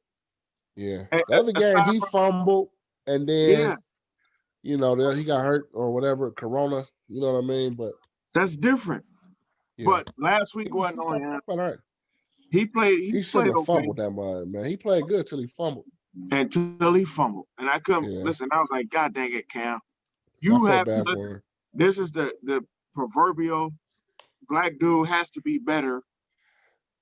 And has to be better than better. You know, they killing him. Cam is the proverbial guy for that right now. Yeah, because he can't lose this. Because he will lose these games and they will just say he sucks and cut him. They would never cut if Tom Brady was doing the exact same thing, they would never cut him. But Tom Brady also gave him 6 Super Bowls and 8 Tom Brady's Super Bowl trips. So Tom Brady is the same beast, but a different animal. It's same. I like that. Same beast, different animal. That's Kobe. So yeah, I'm gonna go. I think Cam gonna pull that one out though. All right, man. Let's do one more. Give us our 5th game. We're gonna get our 5th game real quick. I'm not doing that one. That was too easy. Man, this dude is catching Saquon. This is But this is perfect. Here we go, Sean. We're gonna go Saints versus the Bucks. The Where's Saints the are game? 5-2, and the Buccaneers are 6-2, and that game is in Tampa. Bucks easily. Yeah, right now You taking Tampa's the on a Bucs? roll. So Have you Ooh-wee. seen it? yeah, I'm going Tampa. I'm gonna go Saints. Ooh, that's gonna Have be a you good seen game. Tampa's defense? Listen, I've seen Tampa defense. Here's what I think, though. The Saints offense hasn't gotten on par quite yet. Not yet. Now, that would generally happen inside the dome. I get that. But honestly, I think that Drew Brees understands that he don't have much room for error right now. So I'm leaning on the side of a veteran quarterback to just pull his team through whatever they need to do to get this dub, because they need this dub. Without Michael Thomas. He will not listen. If they lose this game, he may not make it to another Super Bowl / playoff potentially if they lose this game. And I think He's pretty much Tampa's favored by 5 in that game. That's a big spread. Who's favored by 5? Tampa. Tampa. Yeah, that's a big spread against the Saints. There's some interesting games this weekend. You got the Bears and the Titans. Come on, Garoppolo. He gonna Ravens, have to show Colts. up, bro. Unc gonna have to show up. He can't play these I'm 30 years old type stuff. Nah, man, you 40. You about to be 40. You got to make these plays. You got to make these wins matter, because you are not, you're not Tom Brady. He's not going to be able to continue this into the same levels of time that Tom Brady does. I don't think he will. No, you can tell he's starting to wind down a little bit. You can see the regression. I can see it, yeah, because I don't see the connections. Remember what we saw out of Peyton Manning? All of a sudden, he went from being super accurate to it's okay that he missed 40% of his guys. Like Father Time is undefeated. So. Well, listen, Father Time is still struggling against LeBron and a whole bunch of other cats that are playing in the NBA. So, no, I know eventually, Father Time's gonna win. Yeah, but right now, he's 40 if he wanted to. In this generation, LeBron can play till he's 40 if he wanted to. He had made to what, 41? Well, he's what, 35 now? Yeah. LeBron he'll definitely play till he's 40 if he wants to, like you said. Well, he'll be 36. He'll be 36 on the 31st, I think, or the 30th of December. He could play till he's 40. So he'll be 36 this year. But the way LeBron looks and the way he's moving, and with a guy like AD on his squad, I think he's okay. LeBron about to win 3 more chips. That's what you see, and Donnie understands what I'm getting ready to say. I think he's okay. He don't have to do so much. He had to do a lot this year, I think, because he had to show AD how to win. But now it's a difference, and Donnie will attest to this. When you win a chip, it changes about how everybody moves. Everybody moves differently after you win the chip. It ain't even about arrogance at that point. You just understand differently. So now AD feels like, man, I already did that. Let me step up and let me hit this shot. And you feel more confident about that shot. And next thing you know, these dudes shooting out the cannon. I think they were talking about 72 games this year. So they shooting out the cannon. Imagine these dudes, in the first, say, 25, 30 games, and they go 25-5. Shit, it's over. They got home court at that point. It's over. Is he going to resign? Oh, yeah, he said he's going to. That's what he said. Nah, Who? unless he AD calls signing. AD not going nowhere. Yeah, AD he's not going nowhere because it would be dumb. Where would he for go? him too. Yeah, where would he go? It would be dumb for him too. I don't think he's gonna Carlos Boozer them. No, he's re-signing for sure. I think I trust what he said. He said he's gonna re-sign with them. So I trust that. I think he has a good relationship with LeBron. So I don't think he would play LeBron that way. I don't know. I think Boozer felt like LeBron was going to take some of his shine. So that's why Boozer did. That was a whole different situation. That was just money at that point. Dumb. That was dumb on the Cavs part. Yeah, it was. Yeah, why the hell would you let that dude out of that? That was just dumb. And I think that was the first kink in the armor of LeBron not wanting to be in Cleveland the rest of his career. That's my opinion about that. That was the first thing when LeBron was like, how the hell do you even let that happen? Well, you didn't have to. Well, listen, they trusted the dude.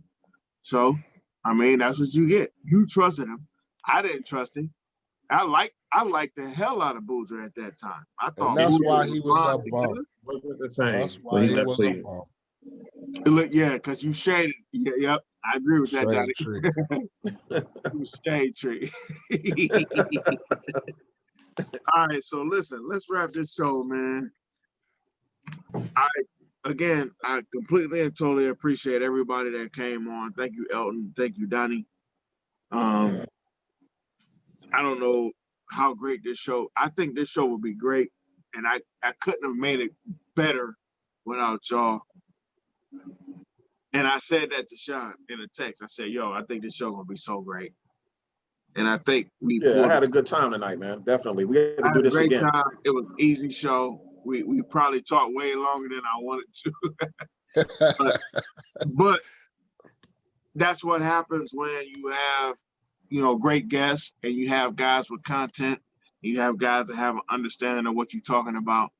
But that's why I had everybody on that I had on, because I wanted that. I wanted to have people that got what we were talking about, where we were going with the situation.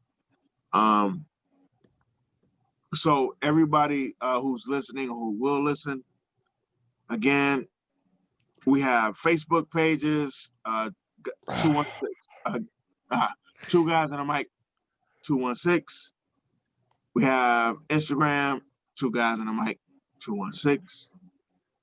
If you go to the Instagram page, you can hit our link tree and you can see all of the mediums that we are streaming. Yes, we're pretty much on all streaming platforms at this point in time.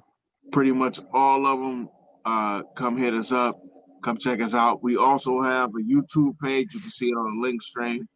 Come in, subscribe, watch our stuff, like our stuff, hate our stuff. I don't care if you love it, hate it. Give us some level of input that'll let us know that you're watching.